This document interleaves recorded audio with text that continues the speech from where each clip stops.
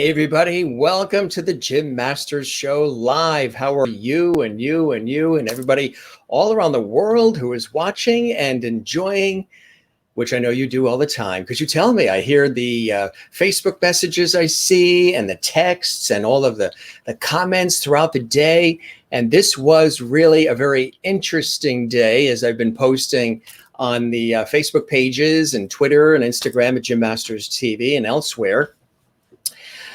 It was as I said, a whirlwind of a day as we had a hurricane, tropical storm come through the area, which we mentioned last night was going to be happening because last night it was already in the Carolinas. So it was coming up the coast and it kept the strength. And we had about, I'd say 70-mile-an-hour winds come through the area, and we're right here on the coast. So we don't get a lot of storms. We're very fortunate. We're in a protected area here on the coast. But when it comes up the coast, like a hurricane or a nor'easter, we'll get the impacts. And we are good here. The power didn't go out. However, the internet and the Wi-Fi was flicking on and off throughout the day. So there was a little bit of a close call. But of course, the angels above and everybody that's looking above, my aunts and uncles and everybody, they have blessed us and we are here again. Just everything is good. There's areas where, of course, there's trees down and there's some damage and things of that nature. We're here in the northeastern United States between New York and Boston and the greater New York City area on the coast. So it was a very interesting day. So, of course, we were very busy today with all of that happening. And to get through the day, we were doing what we love to do, which is to have the the chocolate peanut M&Ms, which we had on one of the other shows. Now, this is a pretty size. This is the shareable family pack size. Don't you just want to reach in? Don't you just want to reach in and grab one of those? Again, with our new studio upgrade, everything is like 3D. Look at that. Go ahead. I believe in sharing. Life should be full of color, right? So we were munching on those during as the trees were bending over and the leaves were ripping off and all these things were happening. It was a crazy, crazy day, but we are here. Of course, I guess we're sort of like the post office. Nothing will get us through rain, sleet, snow, or tropical storms. We will be here for you. And thanks again for all of the comments. I posted that in the car sort of pre-update with the mask on and the sunglasses on when we were in the car updating you that we were getting ready. Everybody in the area was getting ready, preparations for the tropical storm.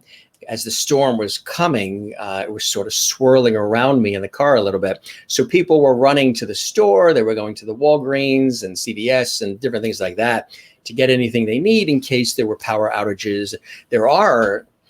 I know in this area, there's probably about 300,000 people out of power right now. We're fortunate that we here are not. So we'll keep our fingers crossed that it stays that way.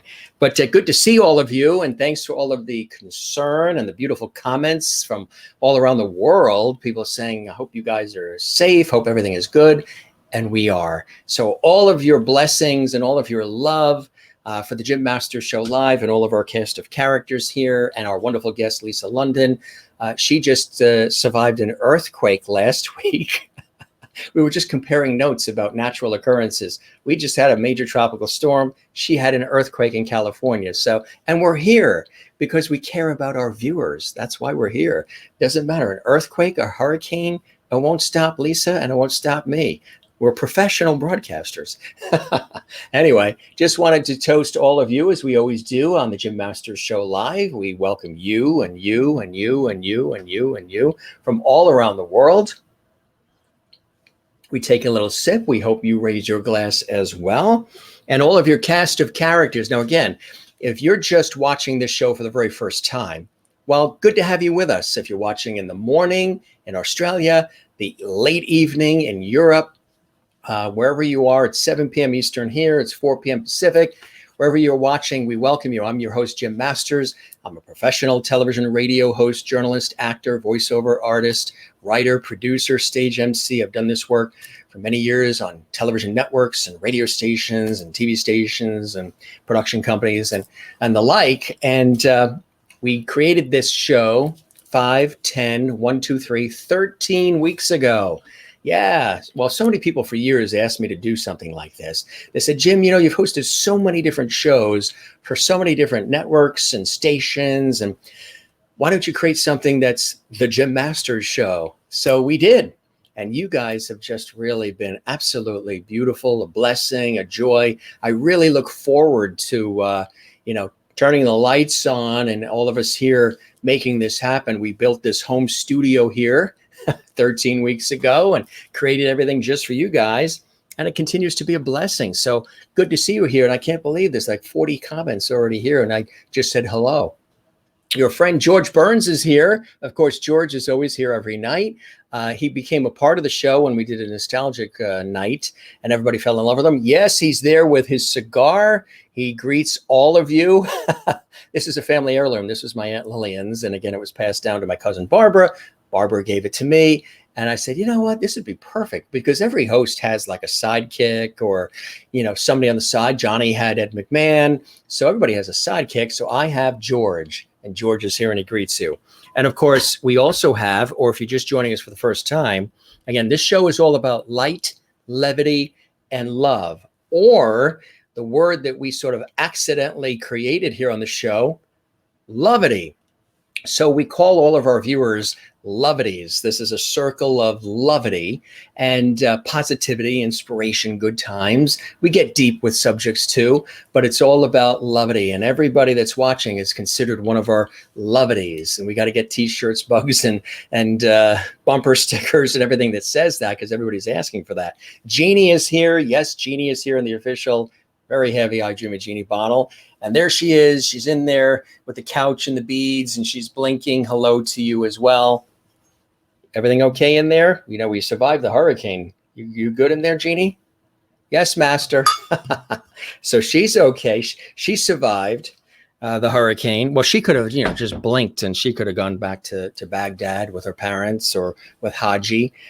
Silver's here, who we got on a TV shoot when we were in Europe in Switzerland. I know you guys always look for Silver. So there you go. Puts a smile on your face.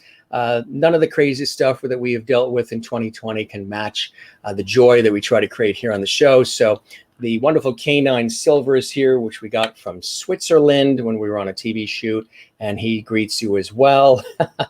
We had Hollywood legend Sky Aubrey on the show a couple of weeks ago. She fell in love with Silver. She's in Florida now with her daughter, and she said, you know what? We have a Silver lab too. The only thing is ours is real. And your friend Jimmy's here. There he is. No need to be afraid of clowns when you have Jimmy here in house. Jimmy is here. Jimmy greets you. He was a childhood toy that my parents gave me. So we included him in the mix here. Cute face, huh? He can fill in if I ever go away on vacation, which right now you really can't do. But he can fill in if I'm just out and down for the count or any of that. He can be here to greet you. And I'm here to greet you as well. And as you know, for the regulars, we always go big time here on the show. So we do lights, camera, action. I mean, who's going to give you all this production value in their home studio these days? I mean, this is the kind of stuff people do in television studios or on sound stages. But anyway, it's all for you. So we always do lights, camera, action when we start the show. And we're going to do it right now. Lights, camera, action. Welcome to the Jim Masters Show Live. So we've done the toast. You've seen the cast of characters. Everybody's here, and we welcome you. How has your day been? Have you survived a tropical storm? Have you had other things happen in your life today? Or was it a beautiful day for you? I certainly hope it was. Wherever you're watching from around the world, because we have a worldwide audience. We're here every single night of the week, 7 p.m. Eastern, 4 p.m. Pacific, with our entertainment lifestyle talk show series. And this week we have an extraordinary bevy of guests. Dreama Denver's going to be here. She's amazing. She wrote a fabulous children's book. She is the wife of Bob Denver, who was Gilligan on Gilligan's Island. And we have Rick Sotomayor, who's going to be here. He's a relationship coach. He's here on Wednesday. We have a renowned Keith Patel. He's here tomorrow night, a renowned composer and arranger. And on Friday, Scott Schwartz is going to be here. And Scott Schwartz was in The Toy with Jackie Gleason and Richard Pryor. And he was also in A Christmas Story. And he was the kid that got his tongue stuck to the pole in A Christmas Story. He's here on Friday night. Yeah, we've got a bevy of great guests throughout the week, and we'll keep you posted on that. But let's welcome our audience here on the show, because we love to welcome everybody to the show. It's good to have you with us tonight. Hurricanes, earthquakes, whatever it is, we are here. And Willie, who is in Holland in the Netherlands, says, hello, Jim, not blown away. We're going to have a good night tonight. Absolutely.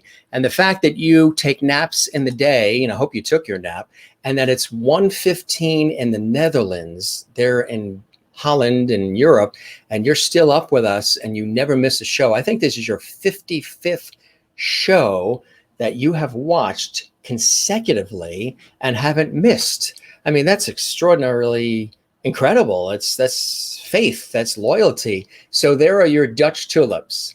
Remember, I got this in Amsterdam on our TV shoot. So there you go. These are for you, Willie. I know you like when I show those, because anybody that stays up till 1 o'clock in the morning to watch our show live, even though these are archived on YouTube at Jim Masters TV, the fact that you want to be here live and interactive, I think, is a beautiful thing. So good to see you, Willie. And thanks for all of your wonderful comments today. As we were mentioning, we were in the thick of the tropical storm today. Hi, Jim and everyone. I hope all is well. I hope everyone is safe. Everybody is good. Things are great. The air conditioning's going. The Wi-Fi is operating. The lights, studio lights are on. The chocolate peanut butter M&Ms are here. George, Jeannie, Silver, and Jimmy are here. We're good to go. Some twigs and leaves outside, but we'll deal with that tomorrow. Anne in Southern California, she's here every night. Good to see you, Anne. Hello, everybody. Hope you had an amazing day.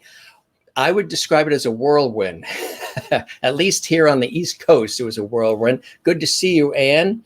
Thank you very much for the tulips, Willie. I appreciate that. Hello, young man. I hope the worst is over. Yes, it is.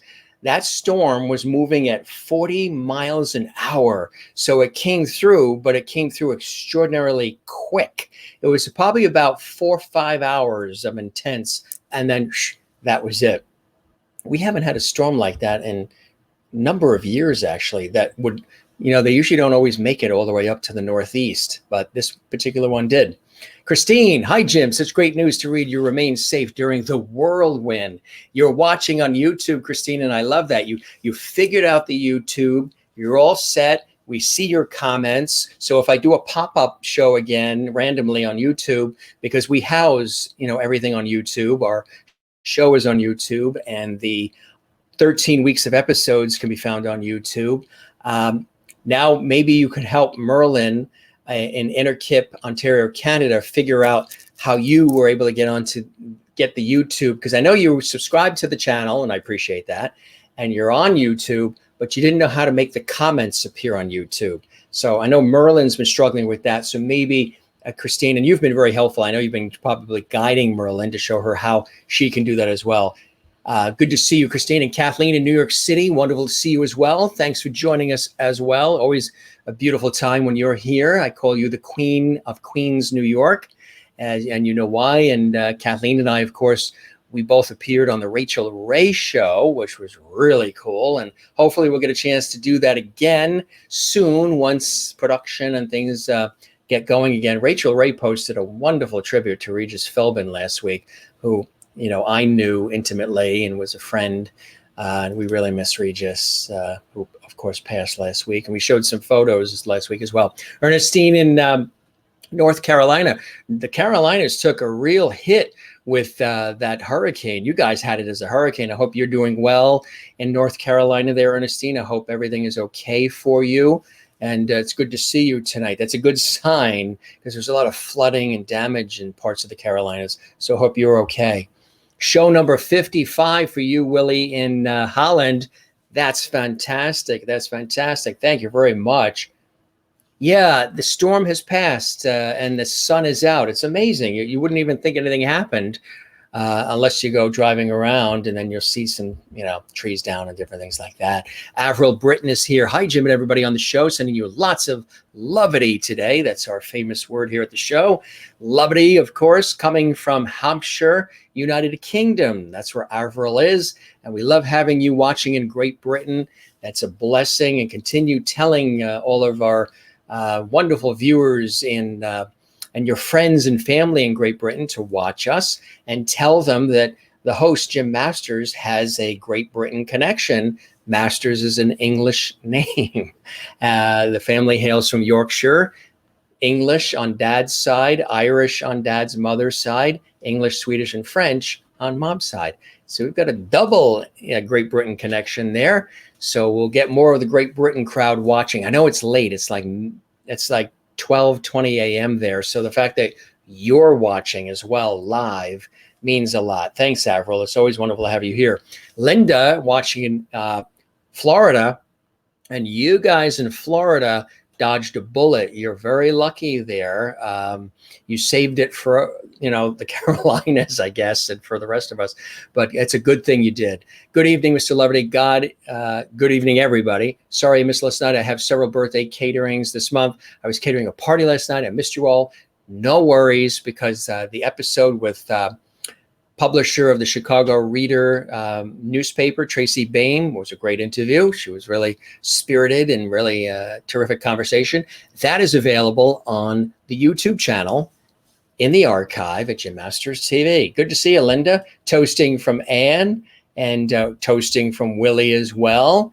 And Christopher Baker is here. Thanks, Christopher. Good to see you. Incredible. I like that word. That's all you have to write. Incredible. There was a TV show called That's Incredible, and I think it aired on ABC, and it was John Davidson, the host. I think John Davidson was the host. Do you remember John Davidson? He used to have a talk show called The John Davidson Show. He was originally from Massachusetts. I think he lives in Mexico now.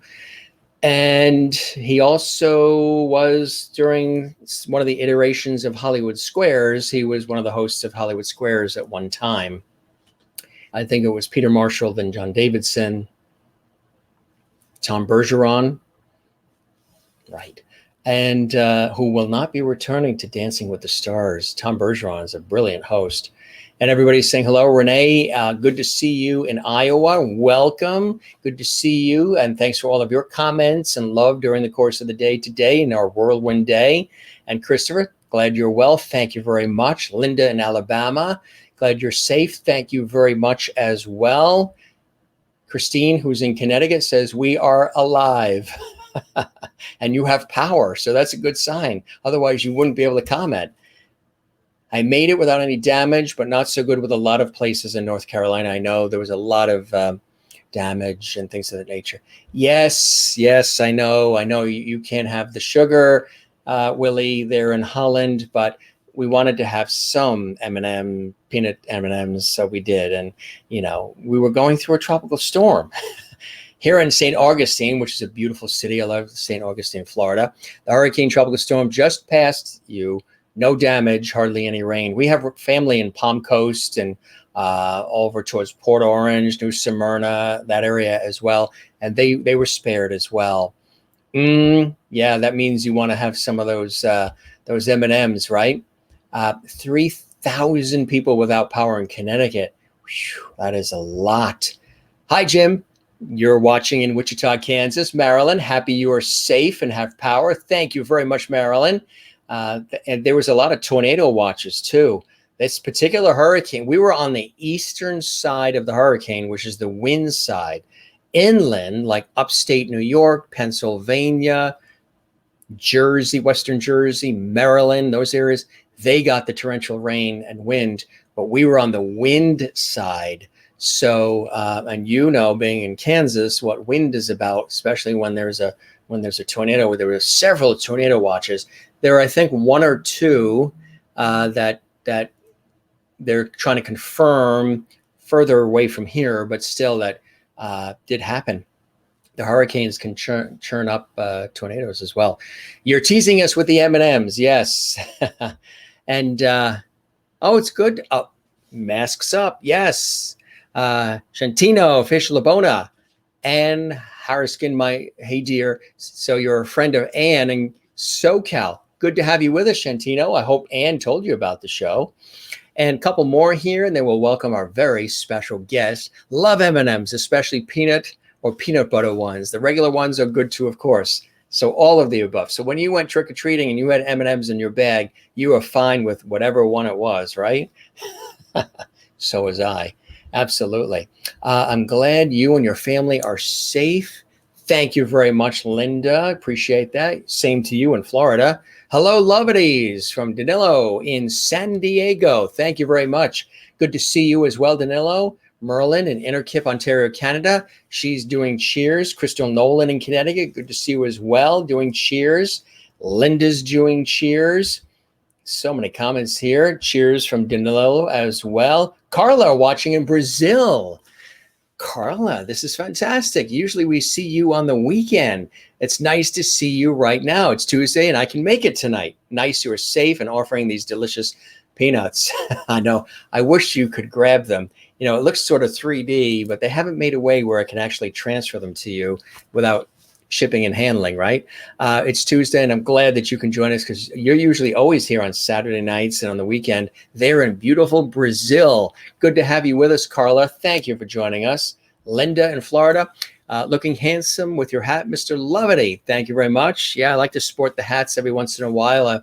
I do have a pretty cool hat collection that's been amassed over the years. I had to hurry home so I wouldn't miss the show. Woo! And in Innerkip, Ontario, Canada. Thank you very much. I appreciate that. And I'm glad that everything worked out. We're on tonight, considering the storm situation that, we had to deal with tonight, which was today, which was interesting. A nice pinky ring. This one, this goes back. This goes back to the 1930s. This is a family heirloom. This was my father's uncle's. My father's uncle worked on Wall Street. When the Masters came over from England, they had jewelry stores in New York City and Manhattan. And this was a ring that was my father's uncle's. This got passed down to my dad. And then my dad actually, not that long ago, passed it off to me. And what's really interesting, it's got that 1930s Art Deco design. It's beautiful. There's a diamond in the middle, 2 sapphires on the side, and it's really a cool design, isn't it? I've never seen anything like this. It was custom designed. But what's interesting is those 2 stones on the side are sapphires, right? There you go, nice and clear with our upgraded studio. So my father has always worn it on his pinky as well because it fits better on our pinkies, and he gave it to me, and I wear it as well. It's a family heirloom from the 1930s. It's the one thing jewelry-wise that I have that I'm always afraid of losing. It's the first, before I even make sure I have the underwear packed in the luggage, do I have the ring? And sometimes I will not take it on certain trips because I'm just fearful. If it's overseas, I won't take it because that's just too much of a, it's a one-of-a-kind situation. But what's really cool, really quickly, is there's a diamond in the middle, and there's 2 sapphires on the side. That was not that isn't my father's birthstone because my dad is born in March. But it turns out, after being passed down twice and then to me, it's my birthstone. It's a sapphire, and I'm September. So how ironic is that? It was like a meant-to-be situation. So that's the history of that ring that has a lot of meaning. That ring is like, if I forgot the underwear in the luggage, whatever, I can buy it. But if we lose this, then it would be sadder than a hurricane. Good to see you, Snowman, in the morning. What's up? What's up? As we're here, we're live. We survived a tropical storm, and it's good to see you. Hope you're doing well. You're in, Raleigh-Durham area there in Carolina. I don't know if the storm came that far in, but hope you're doing well, and it's good to see you as well. Hello, all. Nice to be here. Mary Bishop, it's great to have you here on the show as well. I really appreciate having you here, and a couple more here. I had to stop working and listen to this broadcasting. Thank you very much. I appreciate that. Danilo in San Diego. Hello, Jimbo. Christopher in Ohio. And yeah, Willie deserves an attaboy for watching this in Holland at 1 o'clock in the morning. Had a bad morning, but day got better. No storms though, but beautiful day. Well, I'm glad that hopefully our show is putting a smile on your face. And I know it does because you always mention that. Your wife, Brian, your wife, and I love chocolate peanut butter M&Ms, and it was a busy day here. That's a good thing. Glad everyone is safe in the Northeast. Fortunately, there were no deaths in the Northeast, but I believe there were a couple in the Carolinas and maybe Maryland or Jersey. Good evening, Ralph. Good to see you in Indiana. I hope you're doing well as well. And wow, I just can't believe the amount of comments we have here. Jacqueline is watching. Good to see you as well, Jacqueline. A ginger beard? I don't know. I'll have to check. Maybe the lighting has changed. I was in a tropical storm today, so who knows? It could be maybe mulch, from the gardens. Maybe it blew up into my head. Everything was flying through the air today, except the patio furniture, because we put that away. Cheers to you, Jim, Christine. You can relax now that the tropical storm has come through your area. Thank you very much. I appreciate that, Christine. And you had a tornado hit 40 miles and you destroyed everything for about 2 miles, 1 death. So, and many not counted for. That's, Godspeed to the people there. And hopefully you're doing okay. And people are asking where, in Bertie County there in North Carolina. It's North Carolina. I know Christine is asking where. That's North Carolina. Thank you very much on the ring. Thank you very much, Renee, as well. And the storm definitely left damage in the Carolinas, but where you live ended up okay. Too bad it's hitting other states too, especially during this storm is going to go all the way to Nova Scotia. It's unbelievable, right? Your dad's birthday was in September. All great men born in September. Why, thank you. I'm a Libra, so I'm all about balance and harmony. And Joseph is here as well. Good evening, Jim.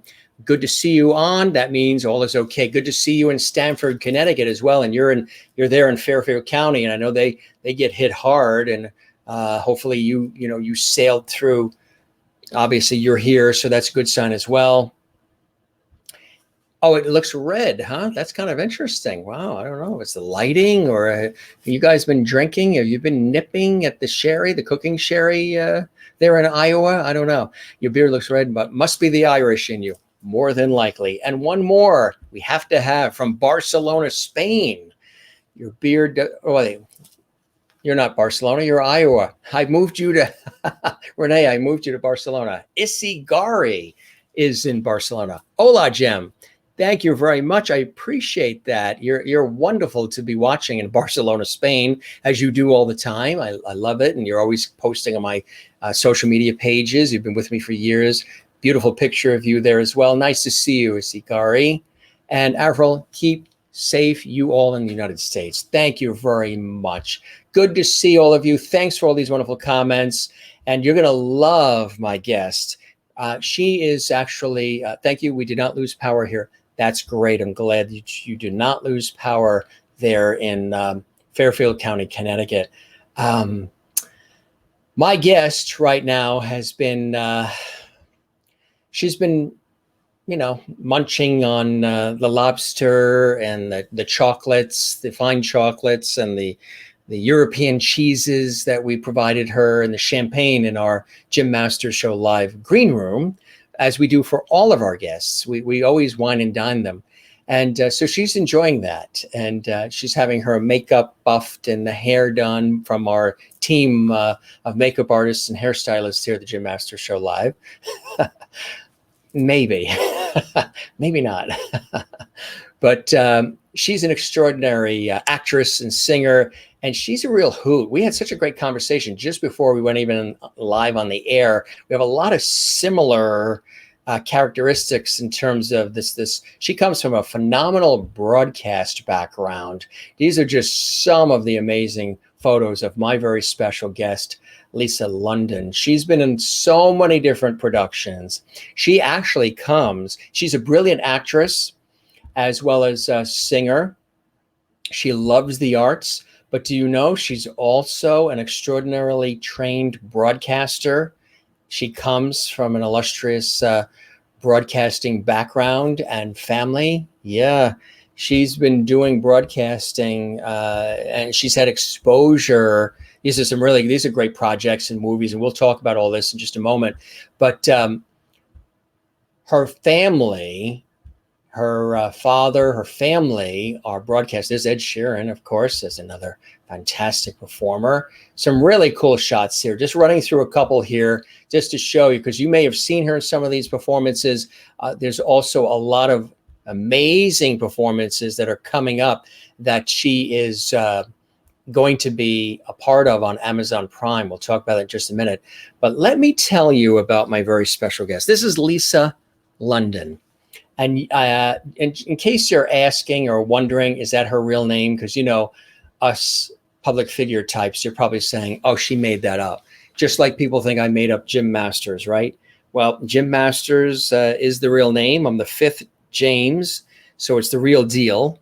And she really is Lisa London. She's an accomplished actress and singer who hails from Palm Springs, California. And she has basked in the limelight since being a teen. In high school, she was a Bob Hope classic girl. And that was really incredible because she had a weekly column, too, in the Direct Sun newspaper and the Desert Sun newspaper. And she interviewed local and international entertainment and sports celebrities. She's been a broadcaster, a host, a sportscaster, an MC. So she comes from and is educated in the journalistic broadcasting background, and then also being a phenomenal actor and singer as well. So she's got a well-rounded background, and she's been in so many different performances and productions as well. She interviewed entertainment and sports celebrities for CBS Radio as well. She has starred in many films, TV series, and has produced critically acclaimed theater productions as well. And she's acted in so many of those productions. She even was a Best Actress nominee for the short film Finding Mama in New York City's International Film Festival back in 2016. And that's just the short list. Her resume, her biography, her background goes a lot deeper. But I want to welcome her to the show because she's really extraordinary and she's amazing. She's a real hoot. She's a lot of fun. And guess what? I survived the tropical storm. She survived an earthquake just to be on this show. And that tells you we are loyal performers and talent. Welcome to the show. It's good to have you with us, Lisa. And thanks for joining us. How are you today? I am fantastic, Jim. How are you? Welcome to the world of loveity with all the loveities watching. Can you feel the love? I love that new word. I'm going to steal it from you and use it a lot. Or we'll use it together, right? Yes, definitely. So how have you been? I mean, literally, I was teasing about the tropical storm situation was real, but you really did survive. There was an earthquake last week, right? I live in an incredible 1916 craftsman house. And I mean, I just thank God, thank the lucky stars every time there's an earthquake, because not even a picture frame falls off, no matter how much it shakes, rattles, and rolls. Yeah, solid. And it's funny because even though I grew up in Palm Springs, I actually grew up in Palm Springs in Hawaii. We used to go to summers in Hawaii, but I never was here for a huge earthquake until the Northridge quake. And I slept through it. You slept through that? I did. This one actually woke me up because it was just a super crazy loud sound that I'm now familiar with. So yeah. Oh my But hey, God. I'm as happy can be. I had to take my first COVID-19 test, and getting that word negative is the first time I would ever say, thank you, call me negative. Isn't that amazing? That's exciting news. And the reason why you took the test is because you've been involved in and considered for upcoming productions, right? Tell us It's about because that. That's exciting. yes, it's because of a film I'm shooting on Thursday with the wonderful director David Dakota. I've done a few films for him, and he just wanted everyone, of course, to get tested before because they're taking ultra precautions the way they shoot everything now. And it was just a really, it was an amazing experience. It was a drive-through test, and just all these wonderful people helping everyone get through it and do it. And I just feel like I did my thing as a citizen, whether I'm shooting or not. But yeah, it was wonderful. I know how healthy I am and how careful I've been, but still you never know. So it was a wonderful thing to pass that test. That is fantastic. That and the SATs, I think these days would be the two big ones. Yes, exactly, exactly. I was Well, joking that I've never been so happy to pass a test, except for my first driver's license test. And also, I'm known as like Miss Positive, and to be told I'm negative and be happy, see, I'm still positive, but negative. right, exactly. It's an interesting dichotomy Yeah, there, right? It's I like know. the one time in life where you want to be negative, Yes, I know. but I with a know. positive attitude, right? Exactly. Exactly. Rick Exactly. is a relationship coach and expert and author and speaker, and he's going to be our guest coming up on Wednesday. And he's watching this show right now from Upper Michigan, Northern Wisconsin. That's Awesome. fantastic. Good to see you, Rick. And Donna's watching from Columbus, Georgia. It's just hot here. That's about it. And you've got a lot of wonderful welcomes here because I love to show the guests. Willie in the Netherlands welcomes you. I Jennifer love it. welcomes you as well. Merlin says, and she's probably thinking there might be a connection, that there's a Julie London as She well. was a singer, yes, but no Yes. relation. But she actually sang in my grandfather's restaurant. Yeah, See, there is that I connection. know. Good evening, Lisa. Welcome to the Mr. Loverty's show. Linda in Florida. Sweet. Danilo in San Diego. Hello, Ms. London. Welcome to our Loverty Hall, as he calls it. Renee in Iowa says, hi, Lisa. Crystal in Connecticut says, hi, Lisa. Welcome to the show. That's sweet. Ernestine welcomes you from North Carolina.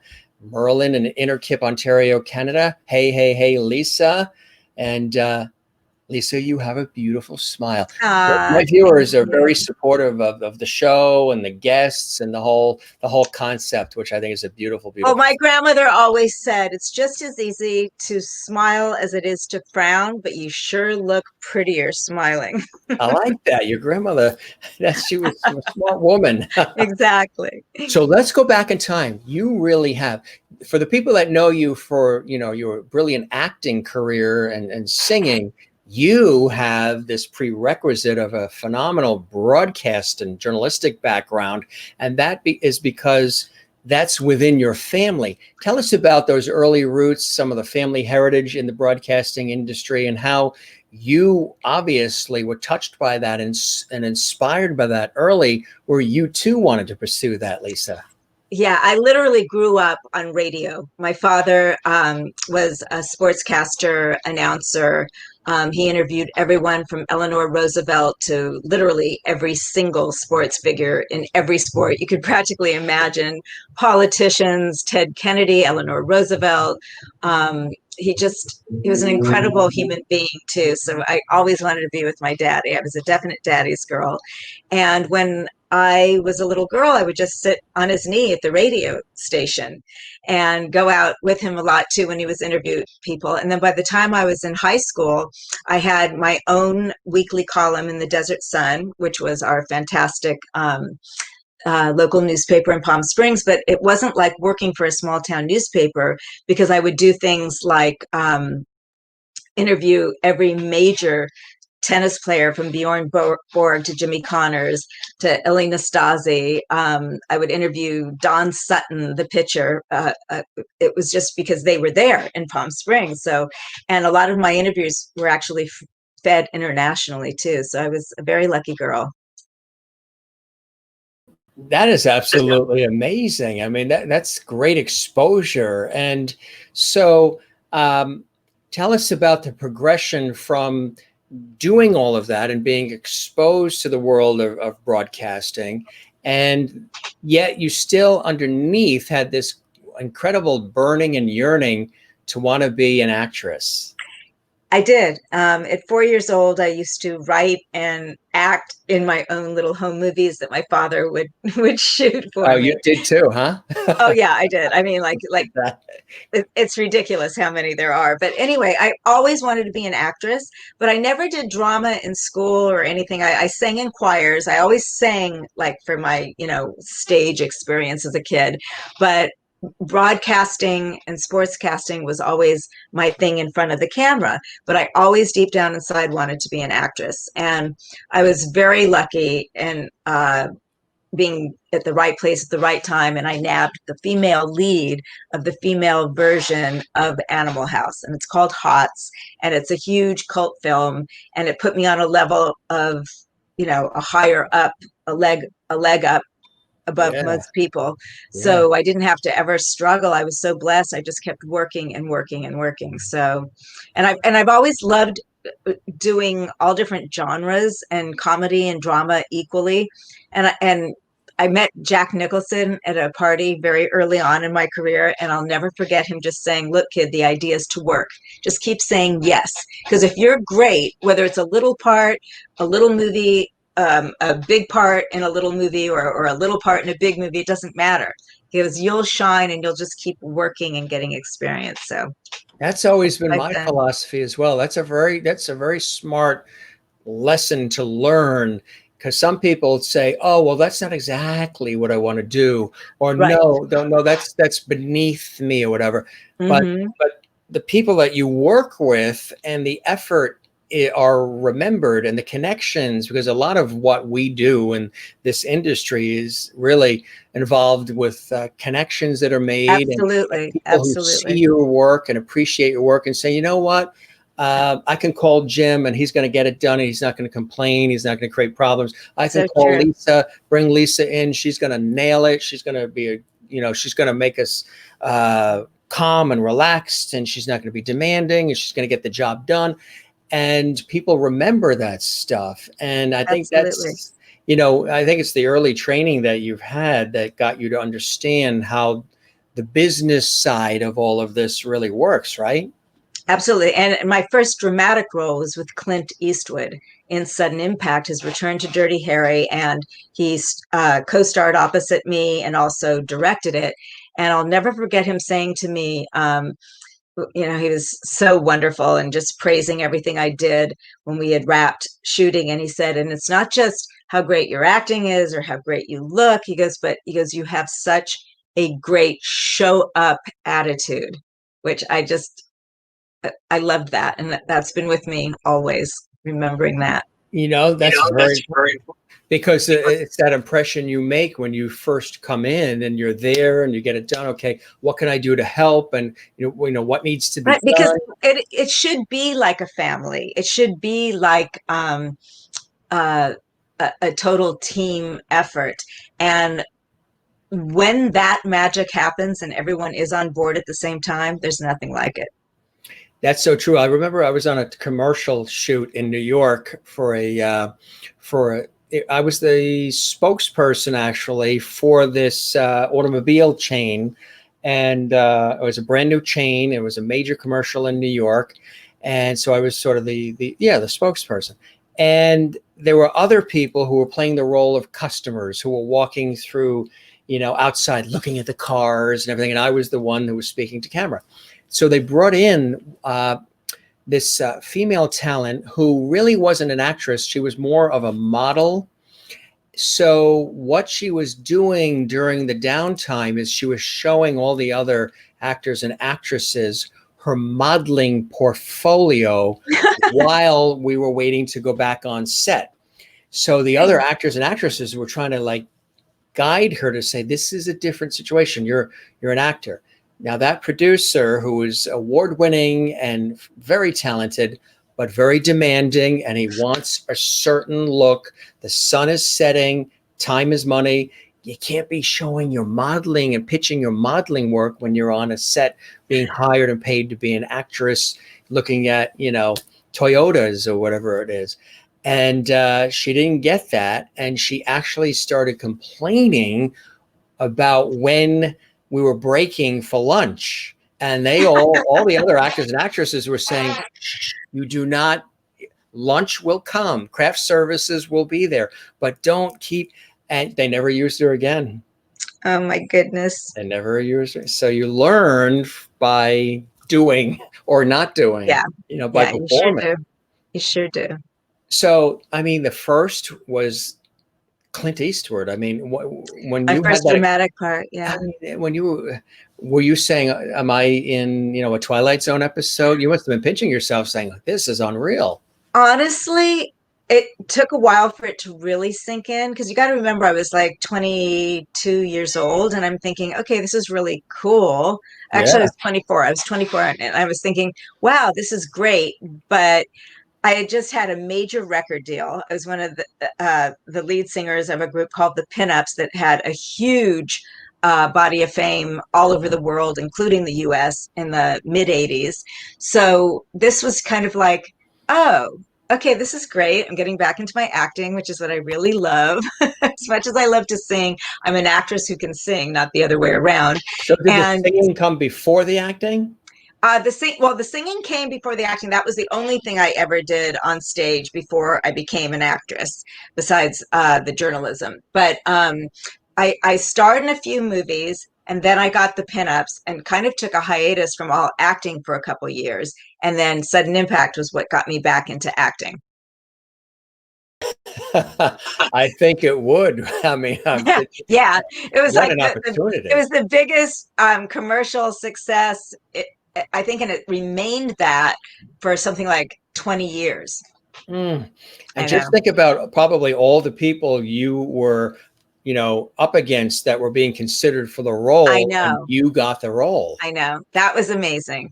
And So I what? had to go, and well, it's a funny story. I met um, a man named Joe Himes, who was Clint Eastwood's kind of silent partner. He was head of publicity at Warner Brothers, and they were best friends. And I met him at a party, and he said, "Look, you're perfect for this role, but I can't just send you to Clint. You're going to have to go from the bottom up." With our casting director, Marion Doherty, who's like one of the most famous casting directors ever. She Mhm. changed the respect casting directors get by her demands and her expertise, and she was just this amazing woman. And I'll never forget doing the audition for her, and at the end she went, "That was very good." She had a really gravelly Yeah. voice. And when I booked that, I was so excited that I fulfilled what this woman, who is such a pro and such a stickler for knowing exactly what Clint would want. So by the time I had the call back with Clint, I was relaxed and just sitting in the room because I knew she liked me. Just even that sounds good. The callback with Clint. Yes, I know. It was But great. but then, and Ernestine loves Clint Eastwood movies, uh, and Krista is really enjoying this interview together. Um, so an experience like that at that age must have opened up a lot of other opportunities from there for you. Tell us it about did. what It happened did. from there for you. Well, once you're in a huge film, directed by a huge director, whether it's film or television, Right. what happens is you're taken just a little bit more seriously. And I booked so many things after that, and I know was in direct response to that. Um, a lot of times that happens in one's career where Oh you just yeah. you know that, my God, that's another something great. Mm.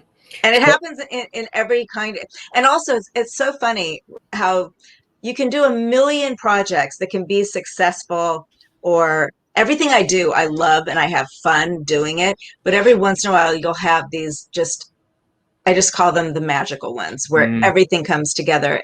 And most of the time that happens for me on location, and or if I'm working with someone who's a personal friend that I adore that I hadn't ever worked with before and get to, and it's so great. And I have quite a few of those. I mean, I just got to finally work with the brilliant Mimi Leader, the morning show, Apple TV Plus, Jennifer Aniston, Steve Carell, Reese Witherspoon. And Mimi is a friend. And there was just never anything quite right, quite right. And then this role came up, and I'm in the final episode of season 1. And she is nominated for Best Director for an Emmy for the episode that I'm in. I mean, it's a tiny little beautiful part, but just to share that experience is just, it's a dream come true. And I did a commercial in Poland, Czech Republic, Slovakia a couple years ago. It was actually an awareness campaign, they call it, and it was to get people to get tested for Hep C. But they wanted to show all these people that looked perfectly healthy and they were hiking, and yet you could have this hidden virus. And I worked with Elma Garcia on that, who's one of the biggest commercial directors, and just working with someone that brilliant, experiencing going to Poland. I'm half Polish, There it getting to is. there it is, getting to see where my ancestors were. And then I became best friends with one of the actresses, Isabella Capucci, who's in it. And we'll be sisters for life because we shared this insane, amazing experience. So So I mean, here you are in Poland doing this project for, getting tested for Hep C. How did that happen? How did you that get to Poland to do that? that was the usual commercial craziness of callback and then another callback. And then it's be careful what you wish for. They didn't believe I was old enough to be a baby boomer age that they were requiring, and we had to show my passport. And it's like, oh my God, all these years of an actress going, yes, keep me looking young and gorgeous. And then they're like, we don't think she's old enough. And I was like, yes, I am. Yes, I am. I am so old. But it's one of those hilarious things in life. It's like, gosh. They still ask for my ID at 7-Eleven. I'm like, please do that again in I 10 know. years. Well, I have So, freckles, and I think freckles makes yes. everyone thinks you always look younger. Right, exactly. I tell the cashier, I was like, they're like, "Oh, I'm sorry, I have to ask for the ID," and I'm like, "No, no, It's like, I please, actually I please. appreciate that. Yes, exactly. I'll give it to Exactly. you." That's Oh, so fantastic. true. That was a great opportunity as well. Yeah. So, were you juggling the singing and the acting, or did the singing take a back seat and the acting really propelled for you? Yeah, it's always been about acting. I've been really lucky. I've had a few other great singing gigs since then, and I'm hoping to do something with a girlfriend of mine, Cindy Valentine, an amazing singer-songwriter. She's had a million record deals, and she also now has this incredible company called The Star Groomer, where when she's not scoring films, she's literally raising young talent to get Mm. uh, hit records and make them into stars, and it's pretty wonderful to watch. But we've wanted to collaborate a lot, and I'm hoping that we'll be doing that soon on all these movies that I've got coming up. Mm. Eventually we'll get one together. And that's amazing. I mean, the work for you has been, there's a lot of people in the industry where there's this dry spell, but for you've had an opportunity, and I think it comes from maybe what Jack Nicholson said: always make yourself available, always say yes, always do what you can do, and stay connected to everybody. The work has continued. When I was doing the research and looking further into the incredible stuff you've had an opportunity to work on, it's consistent. What do you think is that magic? I think that I'm blessed with a look that, even, I mean, you could say, okay, she's a redhead, like there's a category, but I really don't look like a lot of redheads either. And I think I'm versatile in the sense that I can play a lot of different characters that some people would get pigeonholed just like into one little area. And also, I'm extremely athletic. I don't shy away from anything physical. And I've also adapted to all the changes. I mean, there's no more film. It's all video. That's been around for a long time. And now it's getting to be where you have to do things in your own home because of the pandemic, and you have to know how to be tech savvy yourself. And also, I've never only cared about what my pay is, what my salary is. To me, it's like if I get a chance to play an amazing role or go to an amazing country or work with amazing people, I'll say yes. I've always said I will never work for free, but I will work for cheap if it fills my soul and makes me rich in other ways. I've done that too, exactly. Because sometimes, and as time marches on, you have the ability, which is a beautiful blessing, to pick and choose certain things that Right. really speak And to your heart. I don't need to do this, Eddie. I Right. mean, I do need to do it as my artist soul, but thank God financially, I don't need to do this. And also, I have so many And that's because you've loves. worked hard. You've Yeah, worked hard. exactly. I've worked so hard, and it's so funny. I always tell everyone, yeah, I've worked really hard to look like my life is this easy. That is the thing. That's the thing that I've been talking about with a couple of folks who have been on with the show the last couple of nights. That is the beauty of the kind of work that we do, Yes, is to master it where it looks effortless, it looks yes, easy, and where yes, everybody says, "Oh, I can do that." But yes. then there's the realization that there's work, there's rejection, there's So true. lights So burn true. out, and Yep. things happen, and flights don't fly when they're supposed to, and Yes. there's all kinds of craziness that goes on. But when we're doing our thing, it's to make it appear to the audience as it's effortless, because the point is to lift them from Absolutely. their chaos and their troubles and the things that happen in their life as well. So it's not to let them know about all of the stuff that it takes to do all of the stuff that we do. Yes. It's for us to then turn the juice on and to make it look as effortless as possible, which actually I love, because to me it's like a sport. When things are Me too. Me chaotic too. and And I'm things are so going on, competitive. I'm it's such like, an athlete too that I'm like, okay, good. So I'm going to make this great no make matter it look what. perfect. Right. And all cylinders are firing. So as everybody else is panicking and think there's fires everywhere, and I come in and I'm like, I calm it all down, and I'm like, oh, Yes. this is bring it on, because I want to smooth it out however I can and make it enjoyable for everybody. So and that comes with time and upbringing and opportunity and personality, and it's in your Yes. DNA to want to do that as well. So when you look at the body of work, um, what are some of those projects that you've worked on, Lisa, that really, I mean, the Clint Eastwood one in the beginning, obviously, but some other projects you've worked on that really stand out for you as like, wow, that was an amazing project to be a part of. People responded to it. It was a big hit, but I also enjoyed being a part of it. What are some of those projects? Oh, there's so many. I'll do TV because I haven't done as much TV as I have film, and I can think about that quickly. A couple of things. I did Law and Order SVU, um, and there was a humongous tropical storm, and I almost didn't get to New York in time because I had to get there way early because Mariska Hargitay had injured herself, and they were juggling the schedule. And I kept saying to myself, maybe I should go to New York like a few days earlier, but no, they know. They told me don't get here till now, blah, blah, blah. Anyway, I got there just in the nick of time, like literally at 3 o'clock in the morning or something. And I had to be on the set at 6 in the morning. And they kept changing the dialogue and giving it to me.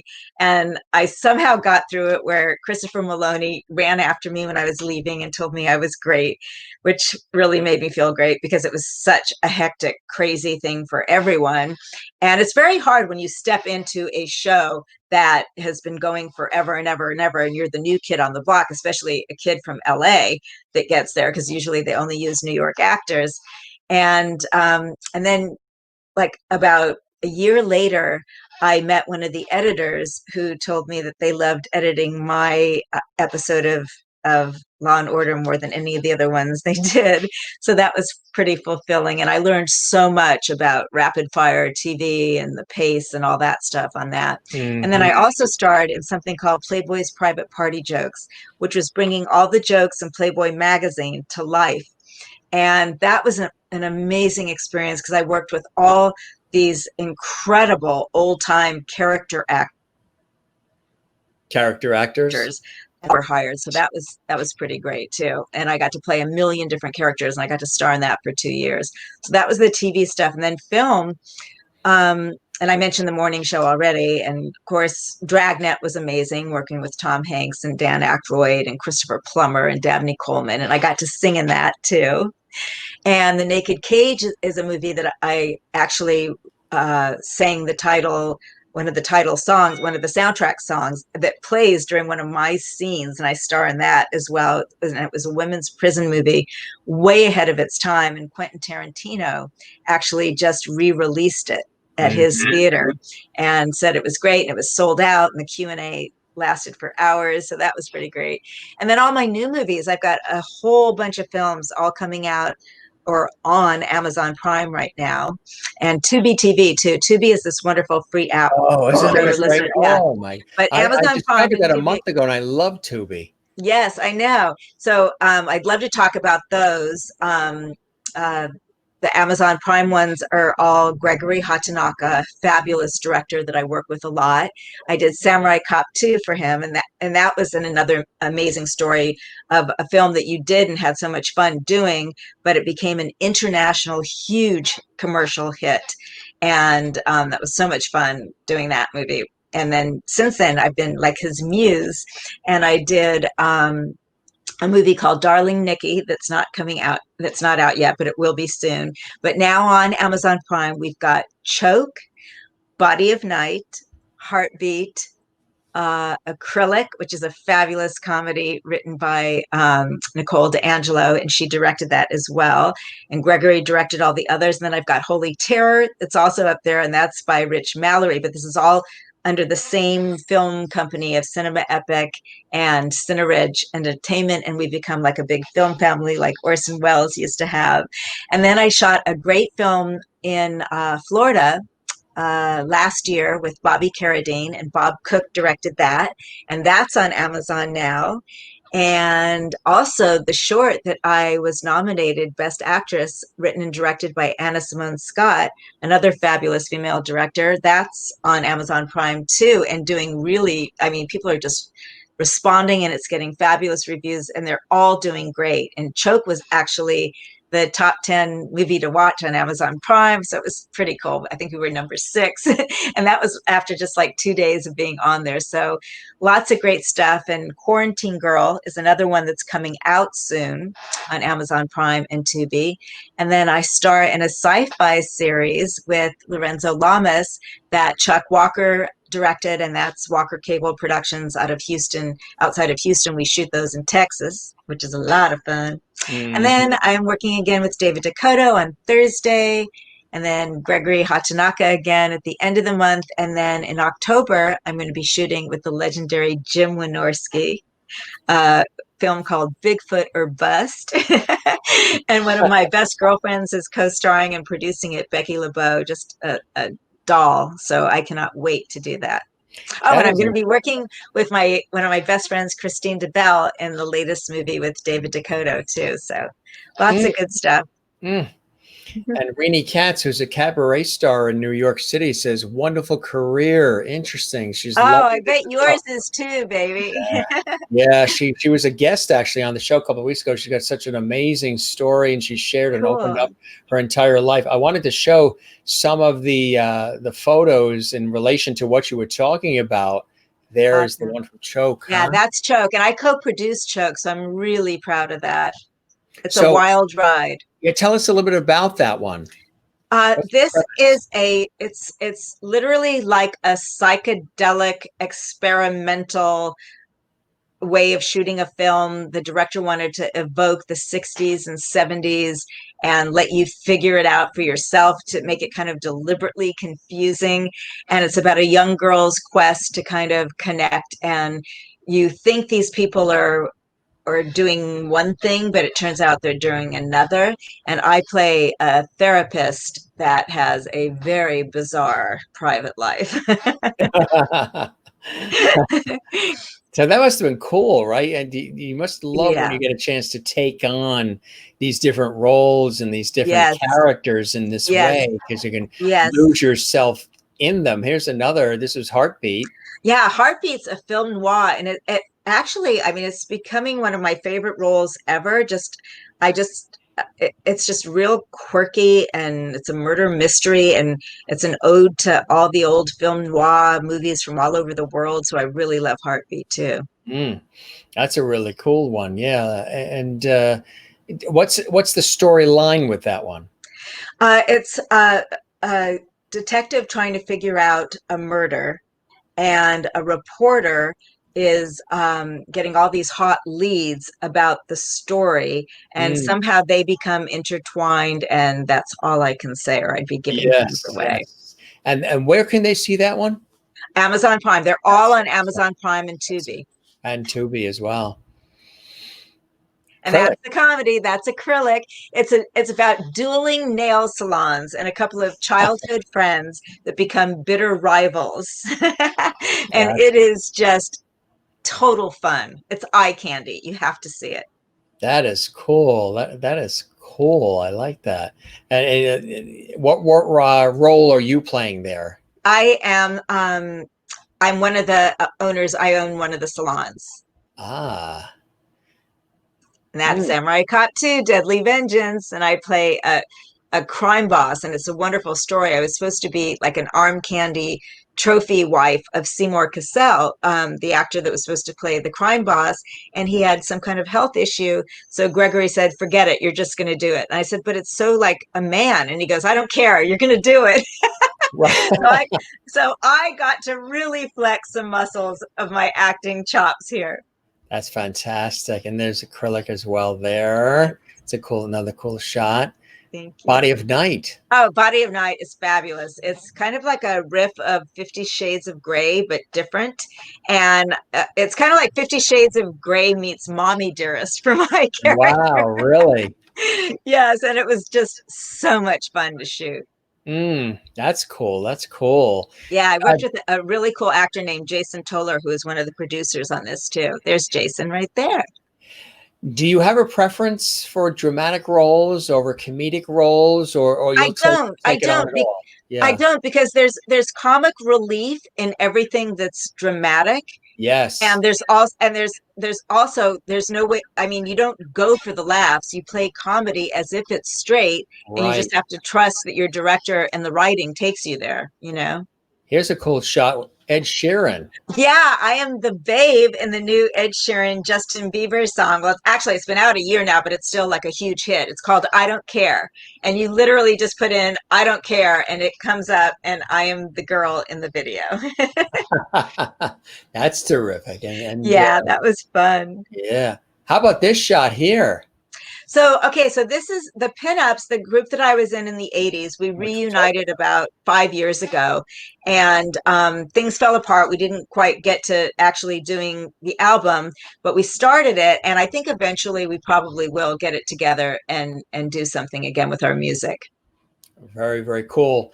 Thank Finding you. Mama is another one And you that's the short that I was up for Best Actress, and that is on Amazon Prime now as well. It's always been on Vimeo, but Amazon Prime seems to be where people like to watch and, easier. and what's the premise? Tell us a little bit about that one. I play an aging stripper who decides she doesn't want to do this anymore. And I Right. have a boyfriend who isn't asking the right questions or saying the right things. And that's played by the wonderful Ronnie Marmo, who is just this brilliant actor. And he actually just wrote a one-man show about Lenny Bruce Yeah. that has been doing incredibly well. And he's done it in LA, New York, and Chicago. So, yeah, and it was a delight to work with him and the director, Anna, and her husband, um, uh, Peter Sands, also. It was pure love and light. It was total fun. There's another shot. This goes. That's the pinups in the beginning. That was in the that very was beginning. Thank you. That was, yeah, that was in the 80s, and that was ours, CBS, Sony Records, That's plastered fantastic. all over Tower Records and the Oh, Sunset Tower Strip Records. billboards. Yeah, it was pretty cool. Yeah, that's And fantastic. the three of us reunited, Taken, the black-haired one, and Glynis on the bottom right, and then I'm on the top right. And my hair was never that light. It's always the color it is. I don't know why they blew it out to look strawberry blonde, but oh well, It worked, right? it worked. Yes, it Here's does. another cool shot our crack research department dug up. Oh, that was, yeah. I mean, that was my first haute couture modeling job ever. I've done tons of swimsuit, lingerie, sports stuff, and that is for Sensations magazine. And that was shot the day of the worst fire a couple years ago in California history. And we were literally minutes from the fire. And the lighting had to do a lot with the insane light from the fires. Really? Yeah, isn't that Wow. dress unbelievable? That's unbelievable. Yeah. Now, is Yeah. it, are they pulling it back or is it windy? No, that Was was wind. that That was was the wind from the wind. whole situation that Yes, was happening, yes, right? That's yes. absolutely amazing. Yeah, it's one of my favorite photos ever. What And was that that was at premiere? Yeah. that was at the premiere of Samurai Cop 2. And someone just took a photo, one of the paparazzi, and he showed it to me on his camera and said, "Oh, I'm not going to use this one because there's a blue tint." I said, "Please send that to me. I Yeah, love it." cool. It's very cool. I like it. Yeah, absolutely. Right? Yeah, it's a very, very cool look. And Yes. we have this one too. And that was with Bobby Carradine in Florida. And that's from Nearly Departed. And it is a fabulous comedy. And also, Connor Romero also stars in that. And we just had a ball. And I met another person that became a lifelong friend, an actress. She's actually a big podcast and radio and TV locally in the Palm Beach area, Karen Turk. But she also is an actress, and she was in the movie with me, and we became really good friends. Very cool. Here's another one. And that is from my last Lifetime movie, The Wrong Teacher. And I play the owner of a goth bookstore. We have a lot of viewers here that love Lifetime and they love the Oh, Hallmark please, you channel. got to So, check out all yeah. the wrong movies. It's The Wrong Teacher, The Wrong Husband, The Wrong Vacation. They're so wrong and they're so right. That is funny. There is a method to it, right? Exactly. Yes, absolutely. And that's more from the music video, that I Don't Care music video Oh, with that's Ed cool. Sheeran and Justin Bieber. And there's one that's like a panda. Yeah. Which is so funny. Oh, Cool oh, this shot. is from a movie that's not out yet, or it might be on Vimeo actually. It's called Melody's Tune, and it's my second film for the wonderful Daniel Yost, who co-wrote Drugstore Cowboy. And I did his other film, A Star for Rose, with Debbie Allen and John Savage, that it has been like the festival darling. And I'm hoping that both of those will get onto Amazon Prime and Mm. Netflix and all that stuff too. And I actually play a homeless person in this. And he didn't want it to be an obvious person that was homeless. He wanted it to be more someone who you would go, oh my God, is this person actually like sleeping in her car or whatever? And this was just an amazing experience working with Dan again. That's incredible. What was that experience like? Because there's been a few major, you know, actresses who have taken on the homeless role. I know Lucille Ball did it once, and there's a few others. What was it like to transform into that character and to understand the plight of somebody? Because obviously we're dealing with that now more than ever everywhere we look, and what we're going through in 2020 is just exacerbating that. What what what was it like actually taking that on for you? It must have been very emotional. It was, and it's very interesting you're saying that because the first film I did with Daniel and Debbie Allen and John Savage, Daniel Yost wrote A Star for Rose, and we really raised a lot of money for the homeless. And this film has then this character, and this film is about a little girl from an abused household, but you don't know if I'm an imaginary character or if I'm really a homeless person she befriends. So what I wanted to do the most with this was make her still have worth, even though she was in crazy clothes and didn't have any money to eat and was always on the streets. I wanted her to have her dignity and her worth. And I wanted to also make her have something that was important to her, because that was in the writing. So I wanted to capture that. And she's basically obsessed with the environment. And Dan loves improv, and I actually said the line incorrectly, but it stuck. And I'm not going to tell you what it is, but it's a wonderful, wonderful, true, and real way that a person is trying to explain how important the issue of the environment is for the next generation.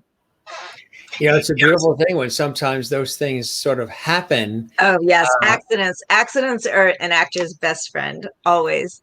That's how I came up with loveity. I was saying light, love, and levity, and I slipped up Beautiful. like a month ago, and loveity developed. Beautiful. And then I was like, okay, that's a throwaway word. And then all of a sudden, everybody was like, no, we want that. We want that. As much as they want to see George Burns every night as well. Okay. Yes. Say goodnight, Gracie. Good night, Gracie. Right, exactly. And Jeannie and all. Here's another. Stop. I idolized her. I can't believe you were talking about Jeannie. That was my Jeannie? favorite show ever. Yes. Lover, lover, lover. Can you fit in that bottle? I probably could. So have you ever worked with or met Barbara Eden? She's amazing. No, I haven't. Actually, no, I shouldn't say that. I did meet her briefly at a restaurant opening with my parents on La Cienega Boulevard. Oh God, what was the name of the restaurant? It started with a B. It sounded like a French restaurant. Anyway, I did meet her for a second, and she was just a sweetheart. There's two people that I've had an opportunity to chat with and know that matched that. And that was Carol Burnett and Florence Henderson. They were both fabulous. Both. I was very, very good friends with Carol Burnett's daughter, the one that passed away. Yes. We were little gym rats together a lot, and she had a music career also, and we would swap stories on the Stairmaster all the time, and that just heartbreaking. Absolutely. Yeah, because she was makes you doing realize well. every day above ground is a great one, as my father used to always say, and life's a gift, and it's up to us to make it a productive one. I like that. Every day above ground is a great one. Isn't that wonderful? That's like yeah, one my of those, dad was cool. yeah, my father comes out with stuff like that too. That's very just this one line things that just sort of solidify and sum up everything. Yes. Which is awesome. Here's another cool shot, Lisa. That's from Body of Night. Isn't that the greatest slip dress? I wear that over jeans, actually. But it was perfect for the part. You'll see why when you see it. Here's another one. And that's my favorite still, maybe ever, from any movie. It's me in the swimming pool in Choke. This may sound interesting, but it has a very Bo Derek feel to it. Back from when you're about that movie. You're about the 10th person that said that. Yeah, and that's what I first thought when I saw it. That's another person that I idolized too, and I was like, okay, yeah, it does. A very Bo Derek feeling, in essence. I love the different headshots too, because it shows you different. That's brand new. Yeah, we just shot that in the time of COVID. Not easy. I'm actually in a park. I'm in a park. This is all totally natural lighting. Luckily, I just had my hair done, but I had to put on my own makeup, and I don't do that very well. That's right. You're right. So it's the experts there, right? Exactly. Same thing, same session. That's a tree blurred in the background. That's tree bark. Is it really? Yes. All natural lighting. And now, do you have Scottish or Irish in you? Or I do not. I am Polish, and you can Russian. Definitely play Scottish, Irish. Yeah, and Polish, Russian, and Spanish. Wow.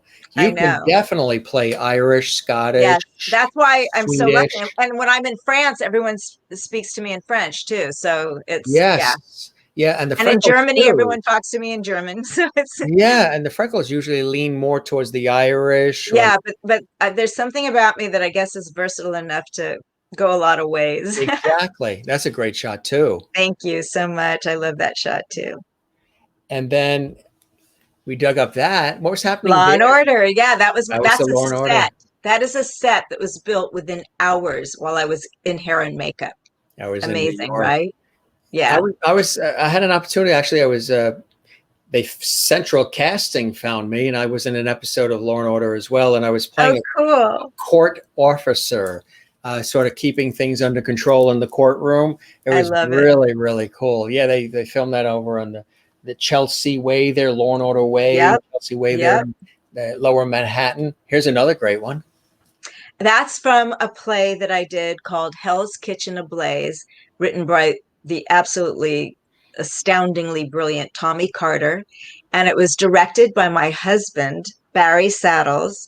And we had a huge run at the Pan Andreas Theater. And Sal Landy, Michael Camacho, Tim Starks, Robbie Mangiardi, Charlie Taylor, Phil Paralisi, Jay Duncan, P. David Miller, and gosh, I don't want to leave anybody out. And oh my God, and Gary Werntz. Yeah. Mm, wow. So we had a cast that was just astounding, astounding. Just it was the most amazing experience of my life. It's the first thing I ever produced, and it was literally the most critically acclaimed and audience filled fabulous. It went on for years, and then it was extended at the Elephant Theater and restaged by David Fofi. So it was kind of like the most amazing experience that I could possibly have had, to act in it with these incredible men and then also Mm, produce it. It was crazy. yeah, that And I sounds like said Robbie Mangiardi, right? Did I say that. Robbie? Yeah, and Michael Hmm. Camacho, who's also a great singer, and he's also bi-coastal. He's New York and LA all the time. So we've talked about film and television. Do you love theater and have had a lot of theatrical opportunities? And would you ever do like Broadway and things of that nature if that came along as well? Oh God, yes, I'd be there in a heartbeat. We tried to get Hell's Kitchen. We came very close to getting it to New York, and I may try again because it's a phenomenal. It would make a great film too. I love them both equally, but I will always feel more comfortable in front of a camera.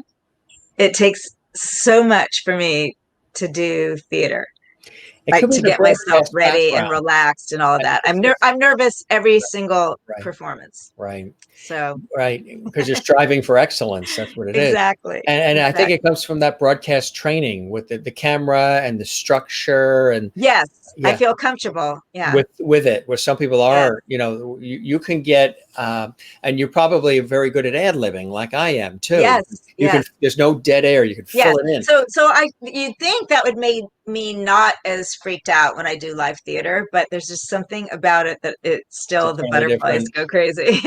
Right, exactly. There's the people in the front row. Yeah, right, Right. exactly.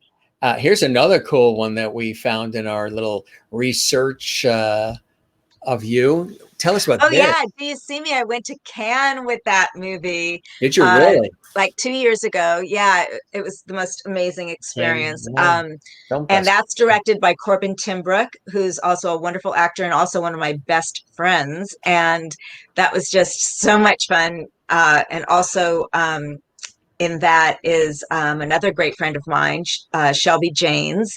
And Shelby and Corbin are in the sci-fi series that I shoot in Texas with Lorenzo Lamas. And I'm Uh, hoping and praying we're doing more episodes soon. And Falcon that's Walker Crest. Cable Productions, and they do a lot of stuff out of Texas. And I just love those people. So hopefully we'll be doing more of those soon too. Remember he was on Falcon Crest? Yes, he's Yeah, fabulous. that goes back. He was in my first acting class ever. Was Yeah. he Tony really? Barr's Film Actors Workshop. Wow. Yeah. And it was so great because he came to see Hell's Kitchen actually. or was it? It might have been Simpatico. I'm getting confused. I've done so many that I produced, and my Have, yeah. I don't have a brain when I come out after the theater. But anyway, No, yeah. he remembered me then, and then a couple of years after that, we all do this series together, which is great. That's incredible. Here's another great shot here. That's from an Italian modeling job that I did, and I use it as a headshot because I just love it so Sure. much. Yeah. And I have some hysterical trivia about Samurai Cop 2. There, the director Gregory Hatanaka wanted a portrait of me on every wall, everywhere anyone would be. Like, you know how they worship, in China, they always Oh, yeah. worship, the fearless leader. And so he said, Lisa, just give us any picture off your phone. So I said, you don't want this, do you? And they went, just give it to us. And they mocked it up into a portrait. They wanted my character to be gender ambiguous. So they took my head and my hair and put it on the body of Colonel Klink from Hogan's Heroes, like going one of those manly positions like that. So that's the portrait. Wow. I know, it was pretty wonderful. That is funny. This is a great shot too. That's another great headshot from the session I did a couple years ago. Yeah, Mm. Nikolai is this guy's name, and he's fabulous. When you look at all of this, you talk about the early beginnings and then, of course, the progression of your career and then all these extraordinary things that you're still doing. Is there anything that you haven't done yet other than maybe like Broadway or something like that, that is sort of like on that bucket list for Lisa London that you would still love to do? Oh God, there's so many things I still want to do. I never stop learning, growing, or wanting, and figuring out ways to get what I want.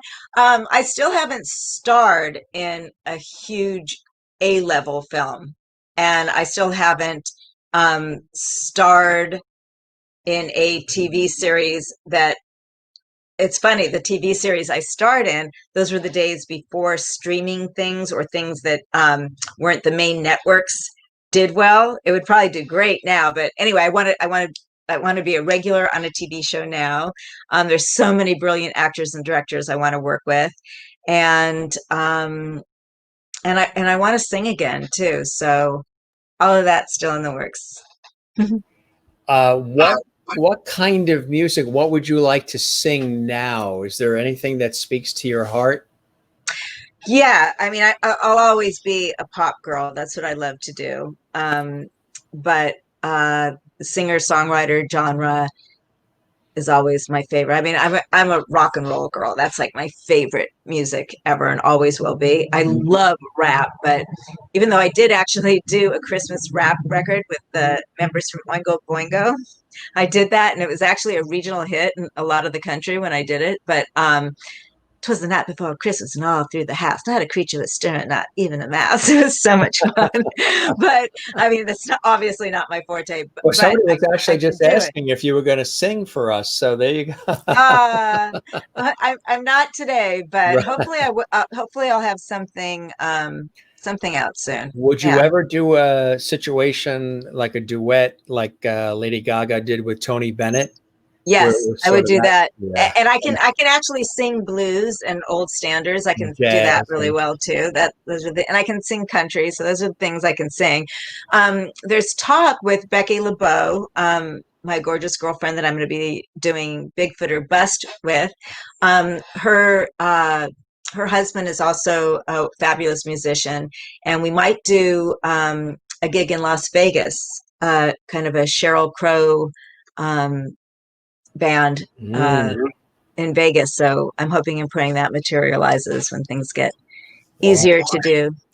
Who are some of the people that you like to listen to? Like if somebody was to look in your, your car radio or your Uh, iPod, they would what? think I'm schizophrenic because I literally listen to everyone from old Kanye, new Eminem, Rihanna, Lady Gaga, Barbara Streisand, Frank Sinatra, the Rolling Stones, the Beatles, Imagine Dragons, and uh, oh God, Dave Grohl, Yeah. old Nirvana. I'm all over the map. I'm listening to Haim right now. I love them. I love Frank Ocean. I could go on and Ed on and on. Sheeran. Yeah, exactly. I love so much. That's cool. That's fantastic.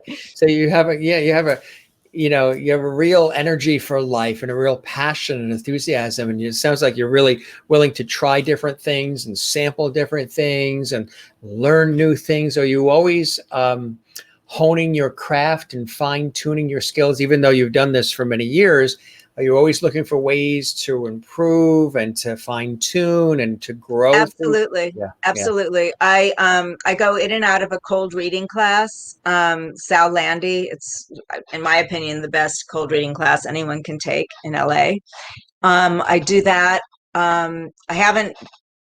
I haven't been going lately, just obviously because nobody is, and now it's all on Zoom. And I haven't been doing that because I've been doing so much to promote my films on Zoom that there's only so much sitting that a girl can do. But I do that, and then I just check out performances of people that I love and really pay attention to that. And I'm constantly doing things to be more relaxed in front of the camera and more still, because those are the two ingredients to me about film acting that brings it home. Just how relaxed you are and how still you can be. That's right, exactly. Absolutely. You alluded a little bit earlier to inspiring young minds and others that are sort of coming up the ranks. Do you have opportunities to do that and to, obviously not right now with everything we're going through, but to do like speaking engagements and showing others how they too can sort of master the art, master the craft?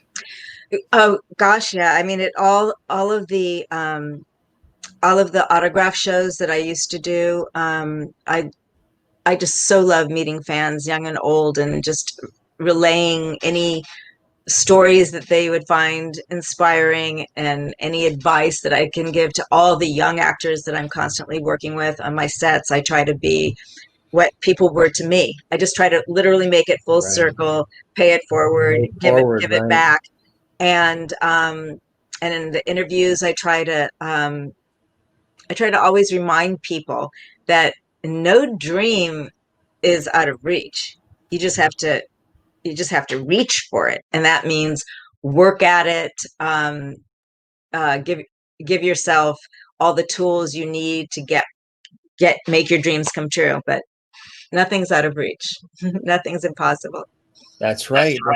That's a beautiful way to look at it all. And when you have that positive spirit and you have that positive attitude, it resonates with other people, and they get that energy. And you do really pay it forward because they see it in you that you're doing what you're doing because it's a real love, and you understand the art form as well as the Yes. business side of it. And it's a passion. It's in your DNA to do this work, isn't Yeah. it? Oh, so true. Oh, so true. So remind us of some of the cool things that are coming up for Lisa London that we need to pay attention to. Thank you. Okay, so on Amazon Prime and Tubi, you can now watch Choke, Acrylic, uh, Body of Night, Choke, Acrylic, Body of Night, Heartbeat, and soon Quarantine Girl. You can also see Nearly Departed and Finding Mama, also on Amazon Prime and Vimeo. And I don't know if they're on Tubi. I think Tubi, though, you can see anything, but I'm not quite sure about that. But I know they're on Amazon Prime and Vimeo. And the sci-fi series with Lorenzo Lamas will be out August 17th. And that is on a local Houston channel 21, but they have their own website too. So if you go to my page um, on Facebook, it's Lisa London Fan. All my stuff is on there. And also the International Movie Database. It's just IMDb. You Google that, and you Google my name, and Yeah, everything comes tumbling out. You'll see everything. it all. Yeah. Yeah, cool You'll see it stuff. all. And then I'm doing another movie with David Dakota, which I believe is another Lifetime movie, but I'm not sure yet. But that'll all be on there as it materializes. And the next Gregory Hatanaka movie will be on there. And also the Jim Wynorski Bigfoot or Bust. All the info will be on there about that too. Oh, and I'm going to be on Rhonda Shear's show, You August. are. Yes, her Up All Night, which is really cool because the last time I was on Up All Night was in the 90s when I starred in a movie called Legal Briefs that debuted on the USA channel Oh on her yes, show. Yeah, USA. Remember so yeah, USA? Up All Night, August 15th, I believe it's a Saturday, and I think it's 7 or 10 p.m. depending on your time zone. What would you say to somebody watching this live right now, or will watch this later in our archives on YouTube at Jim Masters TV, who are there? You know, a lot has changed in broadcasting and acting and the music industry and so much more. What would you say to somebody who's considering a career, who has a real love and a passion for all of this, but they're not sure, you know, about the way to go about entering it now? What would you say to maybe inspire them? Who there's got to be someone somewhere like in New York or in LA or in Florida or in Atlanta that you that this person would know And they believe in you that's in the business in some capacity. Even if you have to be behind the scenes, if you want to be in front of the camera, just to you get going. something to be around it. You have to get yourself into it. And unfortunately you have to be very patient because I can't tell anyone where it's going from here, how long it's going to take for it to be a lot of production again, you know? So It's changed so much even yeah, now. Yeah. yes. But like I said, no dream is ever out of reach. And And don't also give up. and this too shall pass. This virus will go away or at least be where it's not a scary thing anymore. So And I'm sure that you have, like Christine says, that's right, no dream is too big or out of reach. Joy Lisa's attitude on precious. life. And Renee in Iowa is going to check out Tubi and Prime, and didn't even know there were full movies on Vimeo. So Yeah, yeah, check all that and out. they're super cheap too. They're only Yeah, like a couple of bucks and that's it. yeah. But Tubi's free, and all the Amazon Prime movies are free if you're a member of Amazon Prime. So yeah, so much has changed, and we don't know, you know, where things are going to be going and things of Yeah, that nature. But I'm sure that, and we all have, and many people do as time marches on, you become stronger and you become resilient, right? Because there's yes, rejection, yes, there's things that don't always work out perfectly, and you learn how to navigate that, and you become stronger and more resilient, especially in these very, very ultra demanding industries that yes. we're in, right? hmm And you've become that. I've been I'm like I said, I'm such a competitive person that rejection for me hasn't ever been something I take personally. I Right. always know there's another, you know, because I compete with myself so much. There's only Yeah. been a few times ever that I was devastated when I didn't get something, when I really wanted it and didn't get it. And then within a few weeks, sometimes months, sometimes even a year it takes to get another one of those, oh my God, ones you really wanted more than anything. And you just have to know that, you know, their roles are like buses. You miss one, another one will come along and I you'll like make it that. onto that one. That And sounds like something your father would have said. yeah, exactly right. And I have a saying, I Yeah. say this has my name on it or it doesn't have my name on it. And Yeah. that's the end result of Meant to what be happened. or not. Yeah, Right. exactly. Exactly. Exactly. Um, is there anybody that you wish that you would have an opportunity to work with that you haven't had a chance to work with yet? You have a little dream list of people? Yeah, I certainly do. Well, actor wise, I mean, I just fell so in love with Charlie Hunnam when I watched Sons of Anarchy. I just thought he was just insanely great. I'd love to work with him. I'd love to work with Colin Farrell, Ray Fiennes, Ryan Gosling. Um, I'm hoping and praying. I'd get to work with Steve Carell and Billy Crudup because I didn't have scenes with them when I did the morning show. Oh, yeah. um, and director-wise, God, there's so many, from Catherine Bigelow to oh God, I'm spacing on her name right now. Mm-hmm.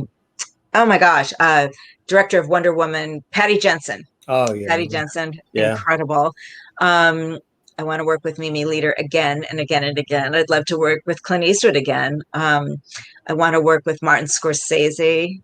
God, Christopher Nolan. There's Nice so list you many. have. No, there's Nice so many. list. Well, I tell you, this has been absolutely fantastic. And you've got such a great spirit, such a great attitude. And a number of people have been commenting about that, some of our viewers here on the program. And you've got this wonderful background, this wonderful career. And again, you're a survivor too. You've Oh yeah. accomplished. Oh You're, yeah. I you're mean, definitely I've a had to, survivor. I've always embraced change. And this is what I tell young actors that like get stuck in their ways about anything. I say, look, I said, you're never going to make it. If you can't keep rolling with the punches in this and change and morph and reinvent yourself, that's the key to success. All the greatest actors, writers, directors, they've done that. And I Right. believe that's actually a big key in any It's profession, but especially right. You ours. have to reinvent yourself and you have to adapt. Doesn't mean you change the heart and soul of who you are, but you have to morph and pivot with the times, which Yes. is something we're all doing Yes. definitely right now this year, huh? Oh yeah.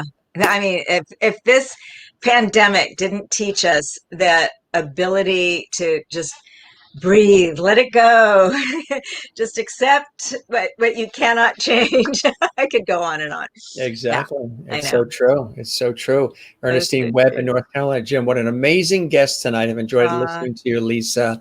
Thank And Linda you. in Alabama says, what a great attitude that you have. And Christine says, that's right. No dream is too big or out of reach. I She love enjoys that. your attitude on life. So really beautiful comments that have been Thank coming in here. you. Lisa, And you're amazing. are we almost done? Because I just Yeah, realized what we time are it was, and I absolutely. literally have to go soon. You're gonna zoom. Oh my gosh, I know. It's everything is about how we're juggling our time, isn't It's it now? It's so amazing, crazy. isn't it? Well, do Yes, you have your glass there? Because we do the I toast. do. We've got a I toast. do. We always have Am our I going to go toast. into, There is you it go. working? Clam. Cheers. Cheers. This was a You're blast. fantastic. You're amazing. And I hope either when And you're on the now I could have, it's actually gotten into happy hour time. I could do whatever I want day, now. now you can because it's 5 o'clock somewhere, right? Exactly. Exactly. I hope when I'm maybe out on a TV project on the West Coast or you're out here on the East Coast, maybe we'll get together I and would break love that. bread. That would be I would love that. fantastic. And It's a maybe very when the nice. world opens up, we'll do our travel show together. That would be a lovely That dream, would be wouldn't nice, right? it? With Yes, Lisa London, Jim Masters, and those are our real names. exactly. You can't write this stuff, as they say. You're amazing, and Thank you, I baby. was really looking forward to the conversation, and I'm glad, Yay. honored, and pleased that you joined me here tonight. And I certainly hope, Lisa, you enjoyed your time with me and I us as much did. as I did with you. I did. Thank you so much, Jim. And you have a beautiful, safe rest of the night. You too as well. And Kathleen in New York says, "Take care, Lisa." Aw, thank you, Kathleen. We'll see you again soon. The Yes. Renee in Iowa. Thanks, Lisa. Uh, Aw, the door is always open. You're welcome thank back you. anytime. All Thank you, right. sweetheart. Take care, Bye. Lisa. Bye bye. Thanks for being with us. See Have a, you. have a good night. Fantastic, huh? Absolutely wonderful. A great conversation. I can't believe, when we get into these conversations, Hail Mary to those of you who stick with us. We get into some good conversations here when we have the guests. And again, this is sort of a little old school, the way Carson, Dick Cavett, maybe. I'm trying to think of some of the others that would do it, where you really are left with understanding and feeling the reason why the person does what they do, as opposed to just a quick headline or just a soundbite or just, okay, hi, Lisa, let's talk about your projects. Okay, you were a little girl, you love to do this, you love to do that. Okay, what are you doing today? Okay, that's great. Oh, why do you love what you do? Okay, see you later. Bye. We could do that, but then you're not really left. And I too am not left with an essence of why that person does what they do. And what are some of the things that, they've had to deal with, the triumphs, the tragedies, the successes, the losses, because it's very inspiring for other people that are watching now live or maybe later in the archives, because a lot of people watch this show later in the archives. They discover it on YouTube at Jim Masters TV, which is a blessing, and I appreciate that as well, because we share and we archive everything on YouTube at Jim Masters TV. So I just let it roll. I mean, we could cut it off at a half hour or an hour, but I think from all the comments that I get from all of you guys throughout the day, you guys really enjoy when we go, to the heart of the matter. We go to the core, when you learn about the folks, because a lot of times you don't always get to do that.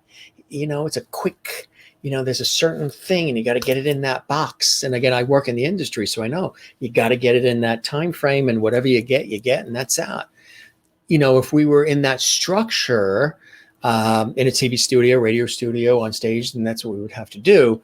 But here, it's us. So I hope you enjoy the way that we do that. And it's a pleasure to do that.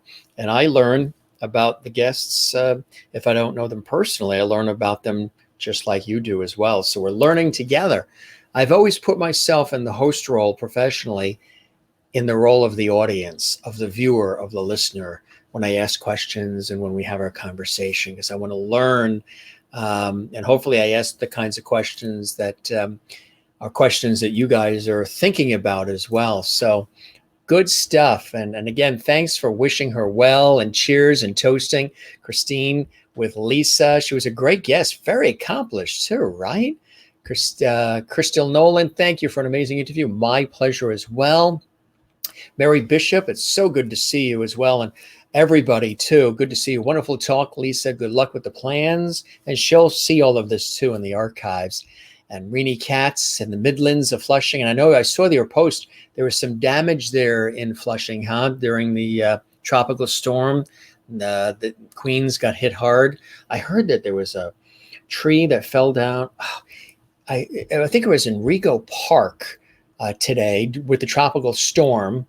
Something had happened in Rego Park in New York where there was a person in a car, and they were stranded, I think, and an ambulance came to rescue them, and a tree came down on the ambulance. Everybody, I think, is okay, or was okay, but I just heard that on the news as well. It was really a wild day, and I said, you know what, because we do our show at 7 p.m. Eastern. And I said, you know what, I'm going to give it to about 6:15.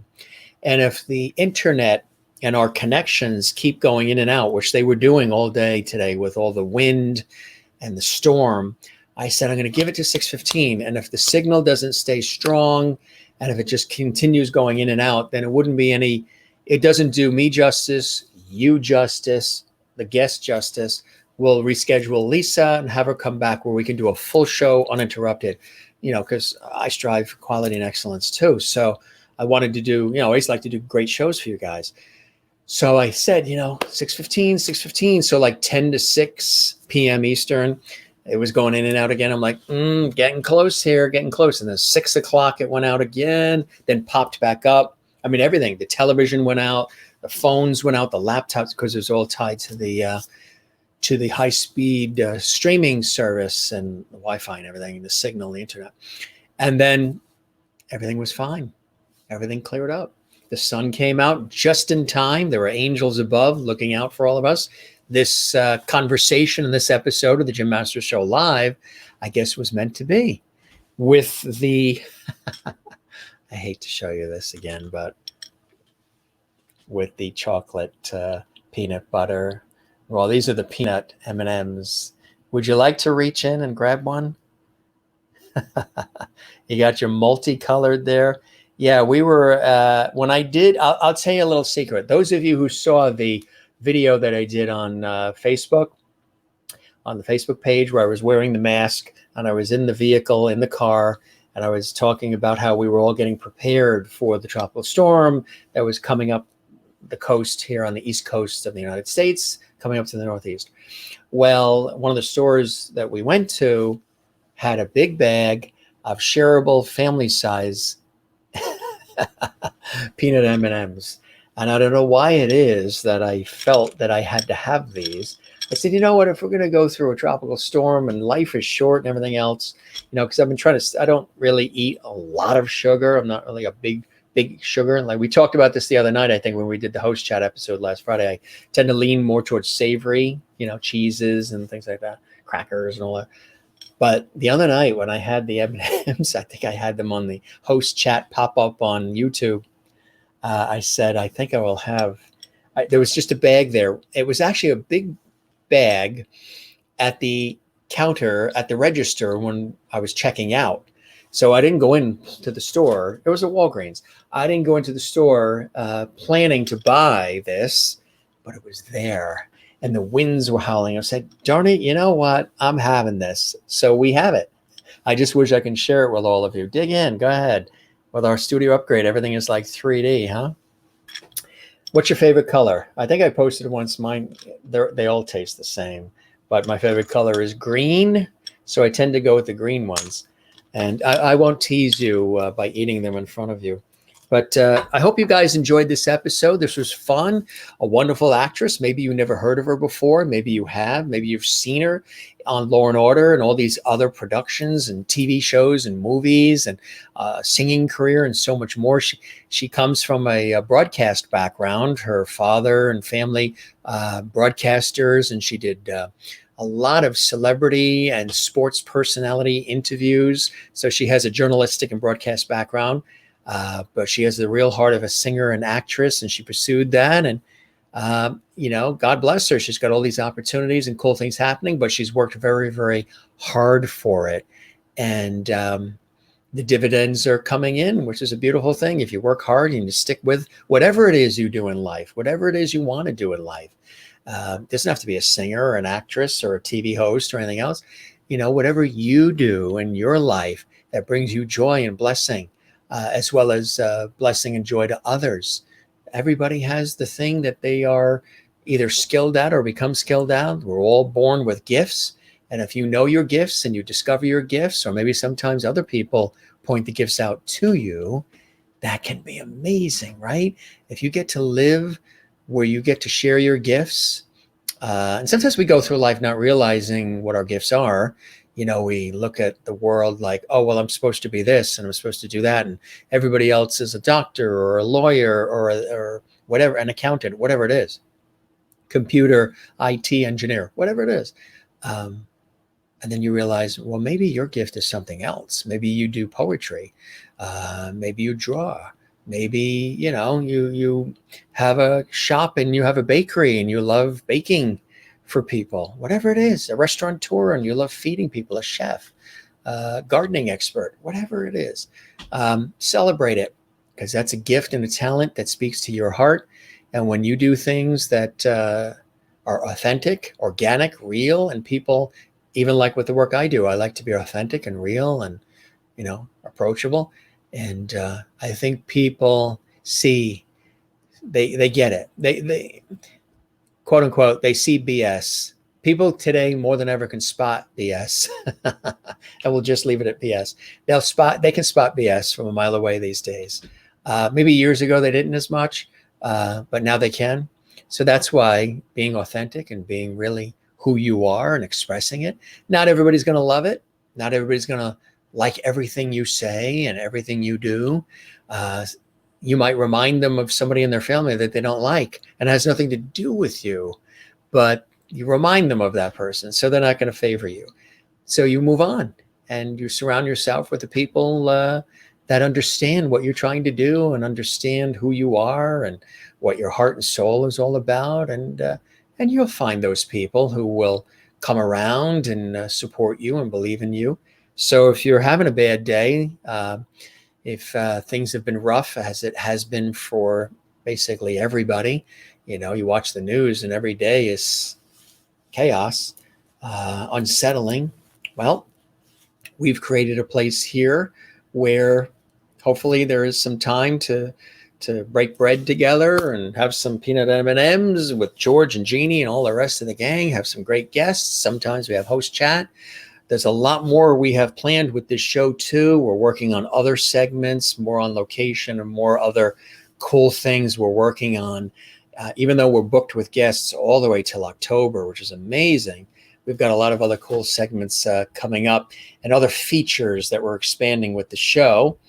And I'm just really excited that we've had the guest we've had tonight, Lisa London, a wonderful singer and actress. And again, look for her on Amazon Prime and Vimeo, as well as Tubi. We get Tubi. We have Comcast Xfinity. I don't know if you get Tubi, but we get it, and it's really terrific. And her background, I tell you, she really has mastered variety. That's for sure. Really amazing at what she does. And we have a wonderful guest tomorrow night. This is Keith Pachel. He's an extraordinary composer and arranger. A night of fabulous music tomorrow night. I think you're going to love this. He is extraordinary. He is highly renowned, highly acclaimed. He's all excited to be here on the show. I'm very excited to have him here. And on Wednesday night, we're going to talk about relationships.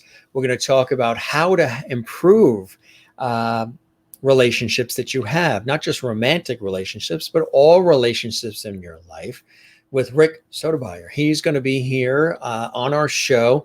He is a renowned relationship coach, an expert, speaker, and author. It's going to be a really cool conversation. I can't wait for the comments and maybe questions that you'll have during the course of our live show. And that's what's great about having a live show, because, I'm very viewer-centric and viewer-interactive. So if you have a few questions when Rick is on this Wednesday, feel free to share those. And again, we have some amazing guests that are coming on throughout the week. And we encourage you to spread the word and tell your friends. And again, we have Dreama Denver, who's on with us as well. She's coming on the show this week. And she is the wife of Bob Denver, who played Gilligan on Gilligan's Island, and also Dobie Gillis. But also she's a brilliant performer herself, and she's an author. She's a radio station owner. And we're going to be talking about the wonderful work that she's working on. She's coming up this week. And Scott Schwartz. Yes, I know I've been talking about him leading up to this week. Scott Schwartz, who is in The Toy and A Christmas Story. He's here on Friday night. Yes, it's going to be cool. You remember him in The Toy with Jackie Gleason and Richard Pryor, and A Christmas Story, that legendary Christmas classic.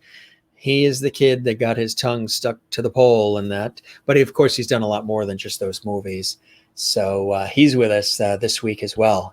Bevy of fabulous guests this week. We're going to take a look at some of the great comments we have here since we got through the tropical storm. And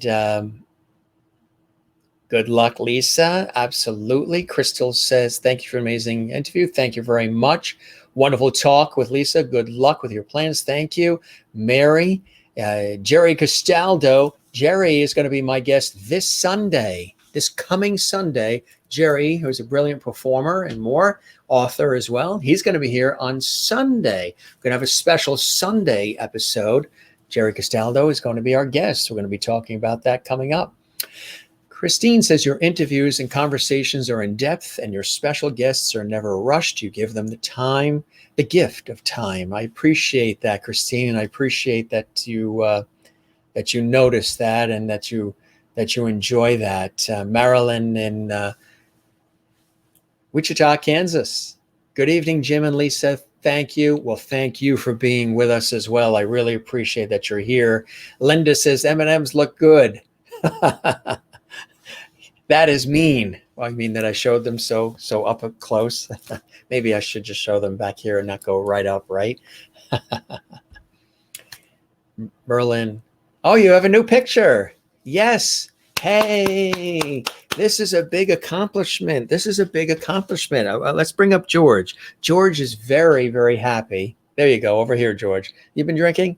Hi, Jim. I'm wondering if you got this. And that's a great picture of you, Merlin. That's a stunning picture of you. George, you like the picture? He likes the picture. I love it. George likes it. You have been trying for the longest time, because sometimes we're going to be doing some promotions with YouTube and some pop-ups and different things, because again, all of the shows come from the YouTube channel, Jim Masters TV. And if you haven't subscribed to the Jim Masters TV, do so. I would love it. It helps the channel. It helps the channel grow. YouTube loves it as well. So if you're watching any of these episodes on YouTube, just click subscribe. There's no cost. And hit the notification bell. There's a notification bell there. So when we upload new specials and pop-ups and new episodes, you'll be notified right away and you won't miss anything. This is a big accomplishment. We got it. Your comment is there, and that's fantastic. You've been trying like for days since we did that special pop-up show over the weekend on Sunday on YouTube exclusively. We did a pop-up show just on YouTube this past Sunday, and we went 2 hours. It was a host chat viewer interaction episode, and it was incredible. We'll do more of those because I know you guys are really enjoying that. So happy that you were able to figure it out. So you're there on YouTube watching on Jim Masters TV. Got to treat yourself. That's right, Kathleen. Absolutely. Life can be really, crazy and a challenge and unpredictable. So it's very, very good to treat yourself every once in a while. Great interview for sure, as always. Thank you, Linda in Alabama. I appreciate that. I love seeing all of your names, and there's new people who join us all the time, and continue spreading the word. You're sort of our loveities. So share the loveity with other people out there who might not even know we're here. I know we've been here for 13 weeks. If you look back at all the guests and the conversations and the shows we did, even from day one, some really cool stuff, actually, a lot of fun. There might be people who don't even know we're here, live and archived. Continue spreading the word. So many of you have been doing that, and I really appreciate it. I see it. I see when you share the links and you have watch parties and you post and you get excited about, the shows that are coming up. And that means a lot to me. This is the work that I do, and I really love it. I didn't just decide to do this because I'm bored or because, I'm looking for, some extra, stardom that from what I already have from my career that I've built. I'm doing this because I love doing this. I love engaging with people, and I love sharing maybe essences of who I am with you and learning about you guys. And I think it's cool stuff. I've learned a lot about you guys, and I think it's great. You're all wonderful people. That was a great conversation. Thanks, Jim. My pleasure. More to come. More to come.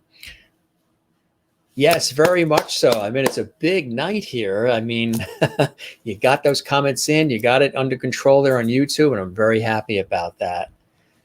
Great hearing her background. I saw the Law and Order episode, and she was very good. Oh, you saw the episode she was on? That's very, very cool. The one I was on was a couple of years ago. I'd say it was about 5 years ago. I was on an episode of Law and Order, and then I was on an episode of a show that was really good. It didn't last very, very long. Same would be half a season. It was on FX Network, and it was called Lights Out. And I played the role of part of the college administration, and we filmed it in New York, in Westchester, at an actual college campus. And I was one of the administrators, suit, tie, the whole thing. And it was a really cool story. It was a great premise. It was called Lights Out, and it was about a boxer who, and again, they were all top shelf actors that were in this TV series on FX. It was about a boxer who retired years ago, but his daughter wanted to go to college and had a dream. and he didn't really have the money to pay for her schooling. So he decided to come out of retirement and go back into the ring, even though he was much older and he wasn't really fit, ready to go. And he was up against a lot of younger guys. And that was the premise of how he, did all of that for his daughter. So he would be able to come up with the money for education. And it was really a great premise. And again, I was in an episode or two of that, and that was a lot of fun. So yeah, it's great when you hear the backgrounds. For sure, on Master's show, there's always something amazing in the way on the air. Night. Thank you, Carla. We love you watching in Brazil. Maybe we should get everybody in Brazil, Rio de Janeiro, and everybody to tune into this show. I know what time is it in Brazil, actually, when this show comes on? I'd love to know that. You have Tubi and Roku TV, so you're all set up to watch Lisa London. We have Tubi, which is Tubi on Comcast Xfinity. It's like an app that comes with the service. We watch actually a lot of YouTube. Actually, when I watch the Jim Master Show live, a lot of times, sometimes we watch it on our television because we get YouTube on Comcast Xfinity. I don't know if you guys do, but we do. So, and it's really cool watching it on the television set, because I come from television and broadcast. So to watch it on a television set, it seems more like a TV show than just watching it on a laptop or a cell phone. I like the fact that it seems like it's, this is a show that's being broadcast on TV. Thank you for being you, Jim. Awesome. Thank you, Kathleen. You and I have been chatting together, texting back and forth. And so it's, and we'll be chatting. I'm going to do a salute. Oh, this coming weekend, I'm going to do a salute to we lost a family friend yesterday, dear friend of mine. Her husband passed away, and he was a dear friend of mine. And I'll just tell you something really quickly. There's a photo that you guys have seen. He was a professional photographer, and his name was Wayne Logan. And he passed last night. And he was only late 60s, early 70s, but he came down with early onset Alzheimer's. And his lovely wife, my dear friend Joyce, really took care of him, and it was really amazing. And she's really an angel, really an angel. And he unfortunately passed last night. Didn't mention it on the show or anything, but some of the headshots and some of the photos over the years that people really have reacted to of me, which are professional shots for television and other work. My dear friend Wayne, as a professional photographer, took. And one of them is this shot here that you've seen recently, actually. And I think it's a profile photo as well on Facebook. But he took this shot. He had a wonderful eye. We had so much fun on the shoots. And he was also a longtime dear friend as well, but he passed last night, unfortunately. We're going to do a little bit of a tribute maybe over the weekend to him, and I'll show you some of his beautiful work. He was a phenomenal photographer too, not just of people, but of landscape and so much more. But he actually took this shot. That is the work of Wayne Logan, the professional photographer. Now he just passed away again prematurely at late 60s, early 70s of early onset Alzheimer's, gone way too soon. He took that shot. He had a wonderful way of capturing. I knew what he wanted. He knew what I wanted. And we had so many laughs, so many laughs. That's the Long Island Sound behind me there. That's the body of water that's between Long Island, New York, and Connecticut that spills out into the Atlantic Ocean. And we probably were choking with laughter just before he snapped that shot. He would always get me to laugh, which I do automatically anyway, and then he'd snap the shots. So he took that shot that you guys have been enjoying, and I pay homage to him. Beautiful, beautiful soul, calm, humble person, and loving person, a really wonderful person. So he took that shot, and we lost him, last night. But wonderful comments here coming in. Thank you very much, everybody. We're going to get ready to wrap up soon here. Yes, that's terrific. You guys can go into business together, because anybody else, if we do more pop-ups on just YouTube, Christine and Merlin are the experts now on how to show people how they can, get into YouTube. You can be on YouTube, and you do not have to, in order to be on YouTube and subscribe to the channel, you don't have to create videos. You don't have to, people think, oh, in order to have a YouTube page or YouTube profile, you have to create videos. You don't. You can just create a profile, and that way there you can be on our YouTube page, and you can comment. All the comments like that right there, we can see them if you are there. So yay, Christine, and yay, Merlin. A big night from Merlin tonight. And get ready to wrap up here. And we needed chocolate chip cookies for National Chocolate Chip Cookie Day today, which is amazing because my dear friend Wayne loved chocolate chip cookies. How ironic is that? Yes, share, share, share. Share the YouTube channel at Jim Masters TV. Love it. And Facebook page at Jim Masters TV. I'm on Instagram at Jim Masters TV, Twitter at Jim Masters TV. But definitely share the YouTube channel. And you stream through the TV. You got rid of cable, so you stream. Thank you very much, Merlin. I really appreciate that. Thank you very much as well, Renee. A good friend of mine had a massive stroke today and is not in good shape. If she survives, she won't be able to speak or walk again, so says she's your age. That's why you have to really, you have to eat the peanut M&Ms if you want them. You have to cherish. I mean, if anything, if we've been learning anything through the times that we're in right now, COVID era or whatever they call it, is to love one another and take care of one another, and to really count your blessings, and to appreciate every second. Even sometimes I even say, what do you mean? I don't understand this. I'll wake up and I'll say, this ends. One day this ends. Who knows what age, who knows when, but one day this ends. And I do believe that there's something past this. I do have the faith in that. But still, Larry King, there's a wonderful interview. You could probably see it on YouTube, where Larry King was interviewing his longtime dear friend, Regis Philbin. And they were talking about life and their years in the business, and two veterans of broadcasting. And he asked Regis if Regis feared passing away. And I think Regis said, well, I've been conscious of it. I try not to think about it too much, but I'm conscious of it.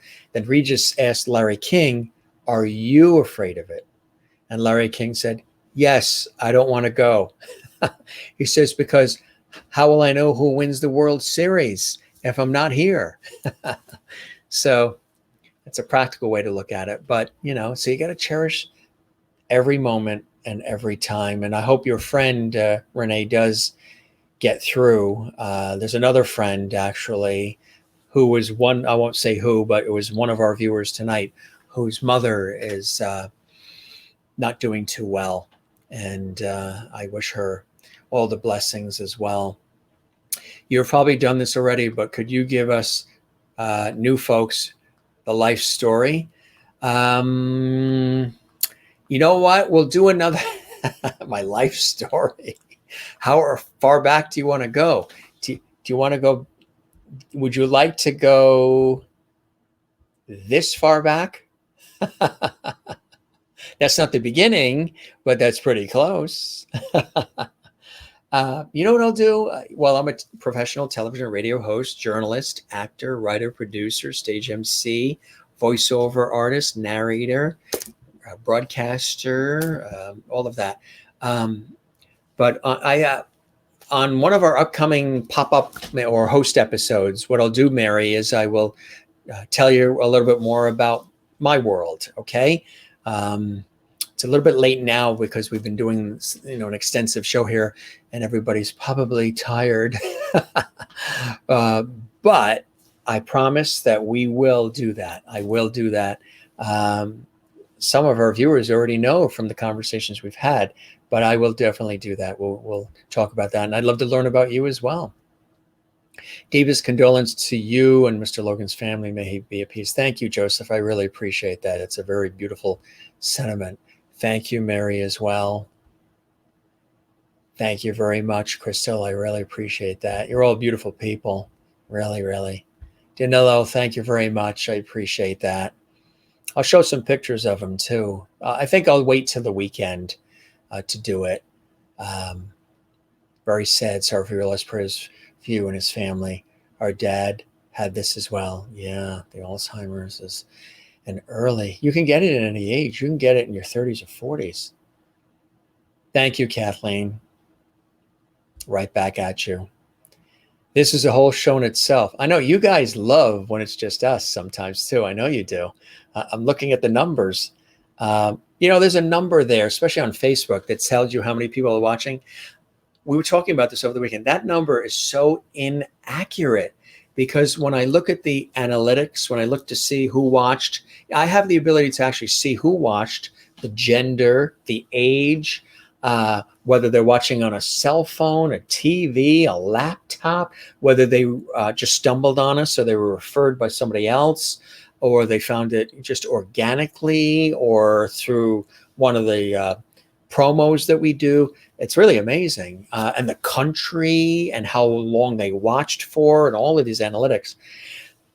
There's so many more people that are actually viewing than what those crazy numbers are that don't show up, I guess, on YouTube, but they show up live, only live through Facebook.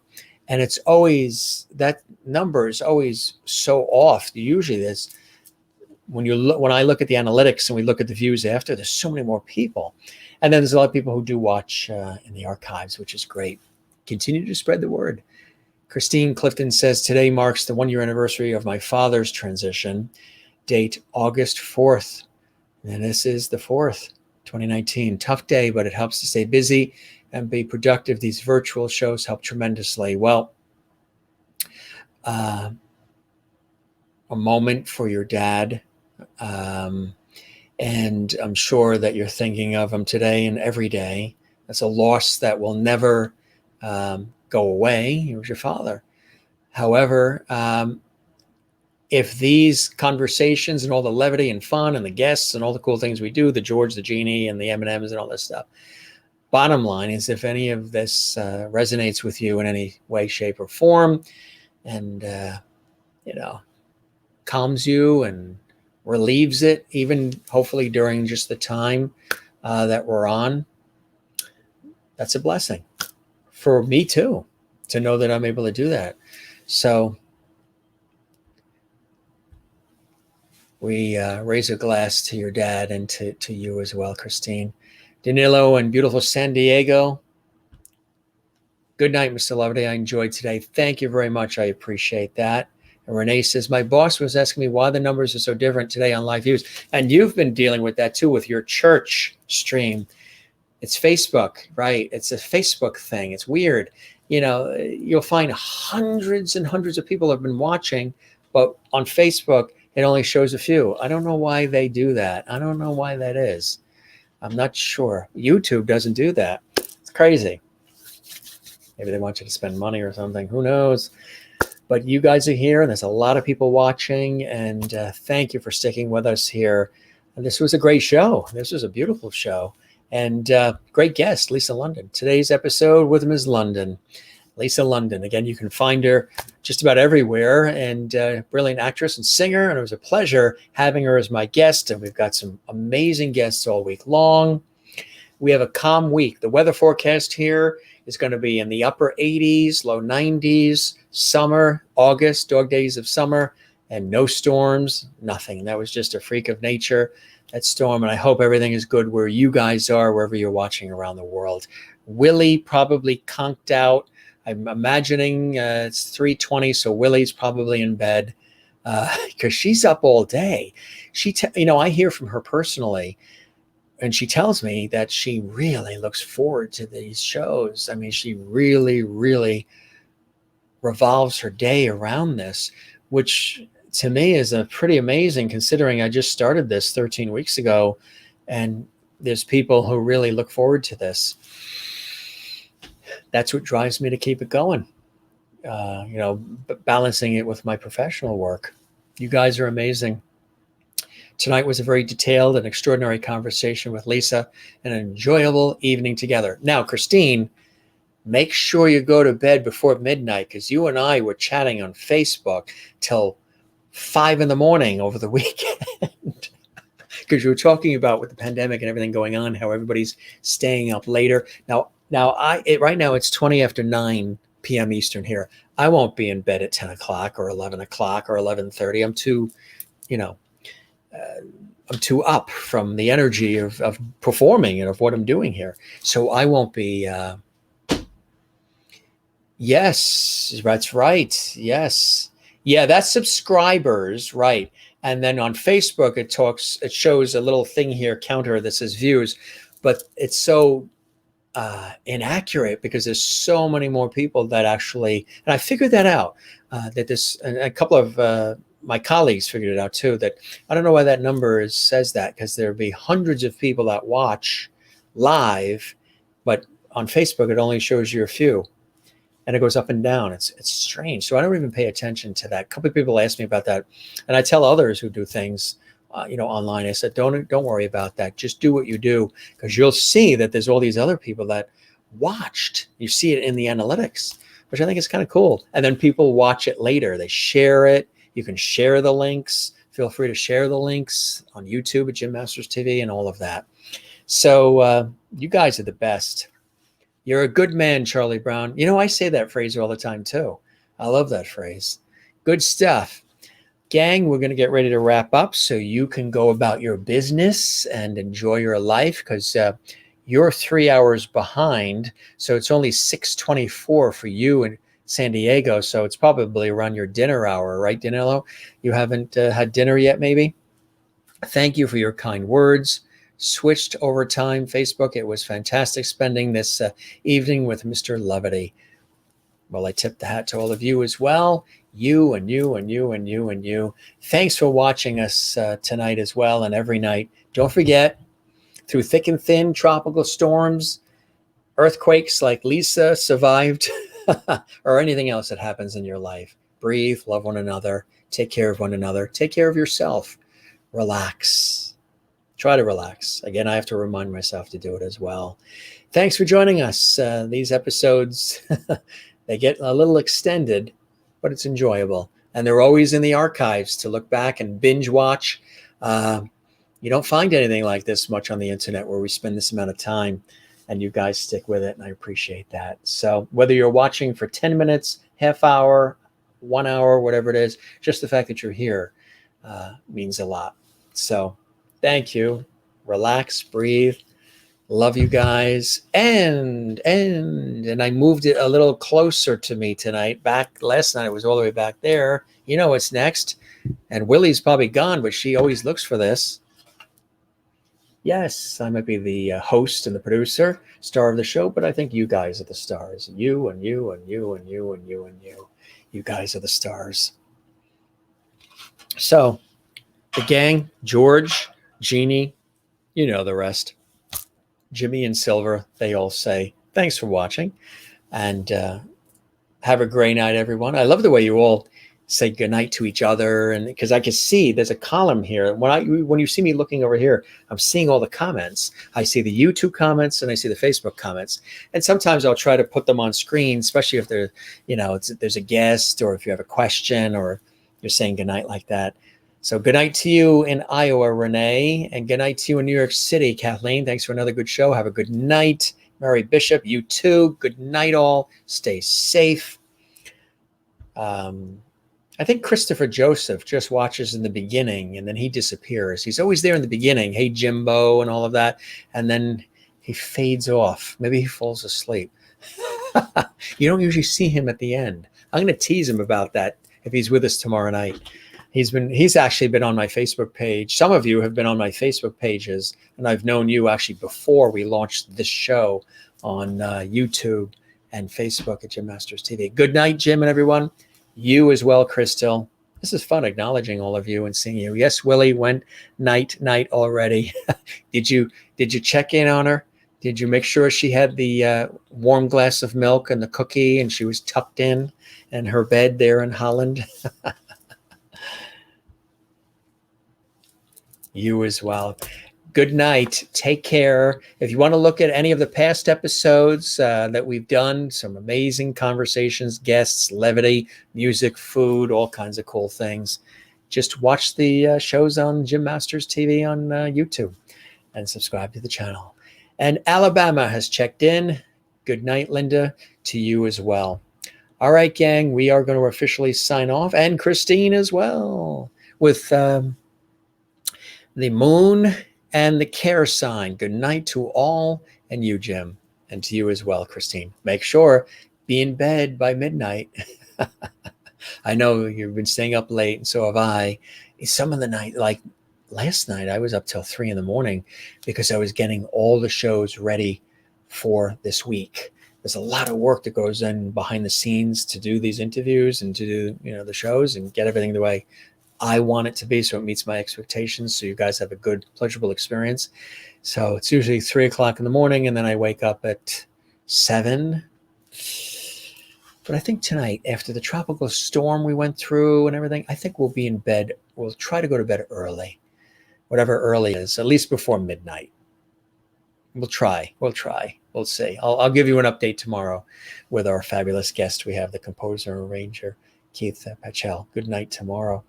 All right, gang. Good night from Wichita, Kansas, Maryland. Thank you very much for being with us as well. It's a blessing to have you here. We're going to wrap up. This is Jim Masters thanking you for your time this time till next time. It's always a pleasure having you here. The next time, of course, is tomorrow night. And don't forget, we always like to show this, smile and breathe. And again, take care of yourself. All right. This is the place where you find loveity, that crazy word that we created and coined here on the Jim Masters Show live. All right, gang, you guys take care. Have a wonderful evening wherever you are around the world. It's a blessing. Thanks for another great episode. I'm glad that the gods and the angels above made sure that we were on the air tonight, even through a tropical storm. I guess we were meant to be together tonight. And I will be here tomorrow, 7 p.m. Eastern, 4 p.m. Pacific, right here, waiting for you. If you're not here tomorrow, you can always see the shows in the archive, but I hope you're here. Have a good night, everybody. Take care. This was a great episode, as they all are. Good night. You be well. All right? Take care. See you again tomorrow night.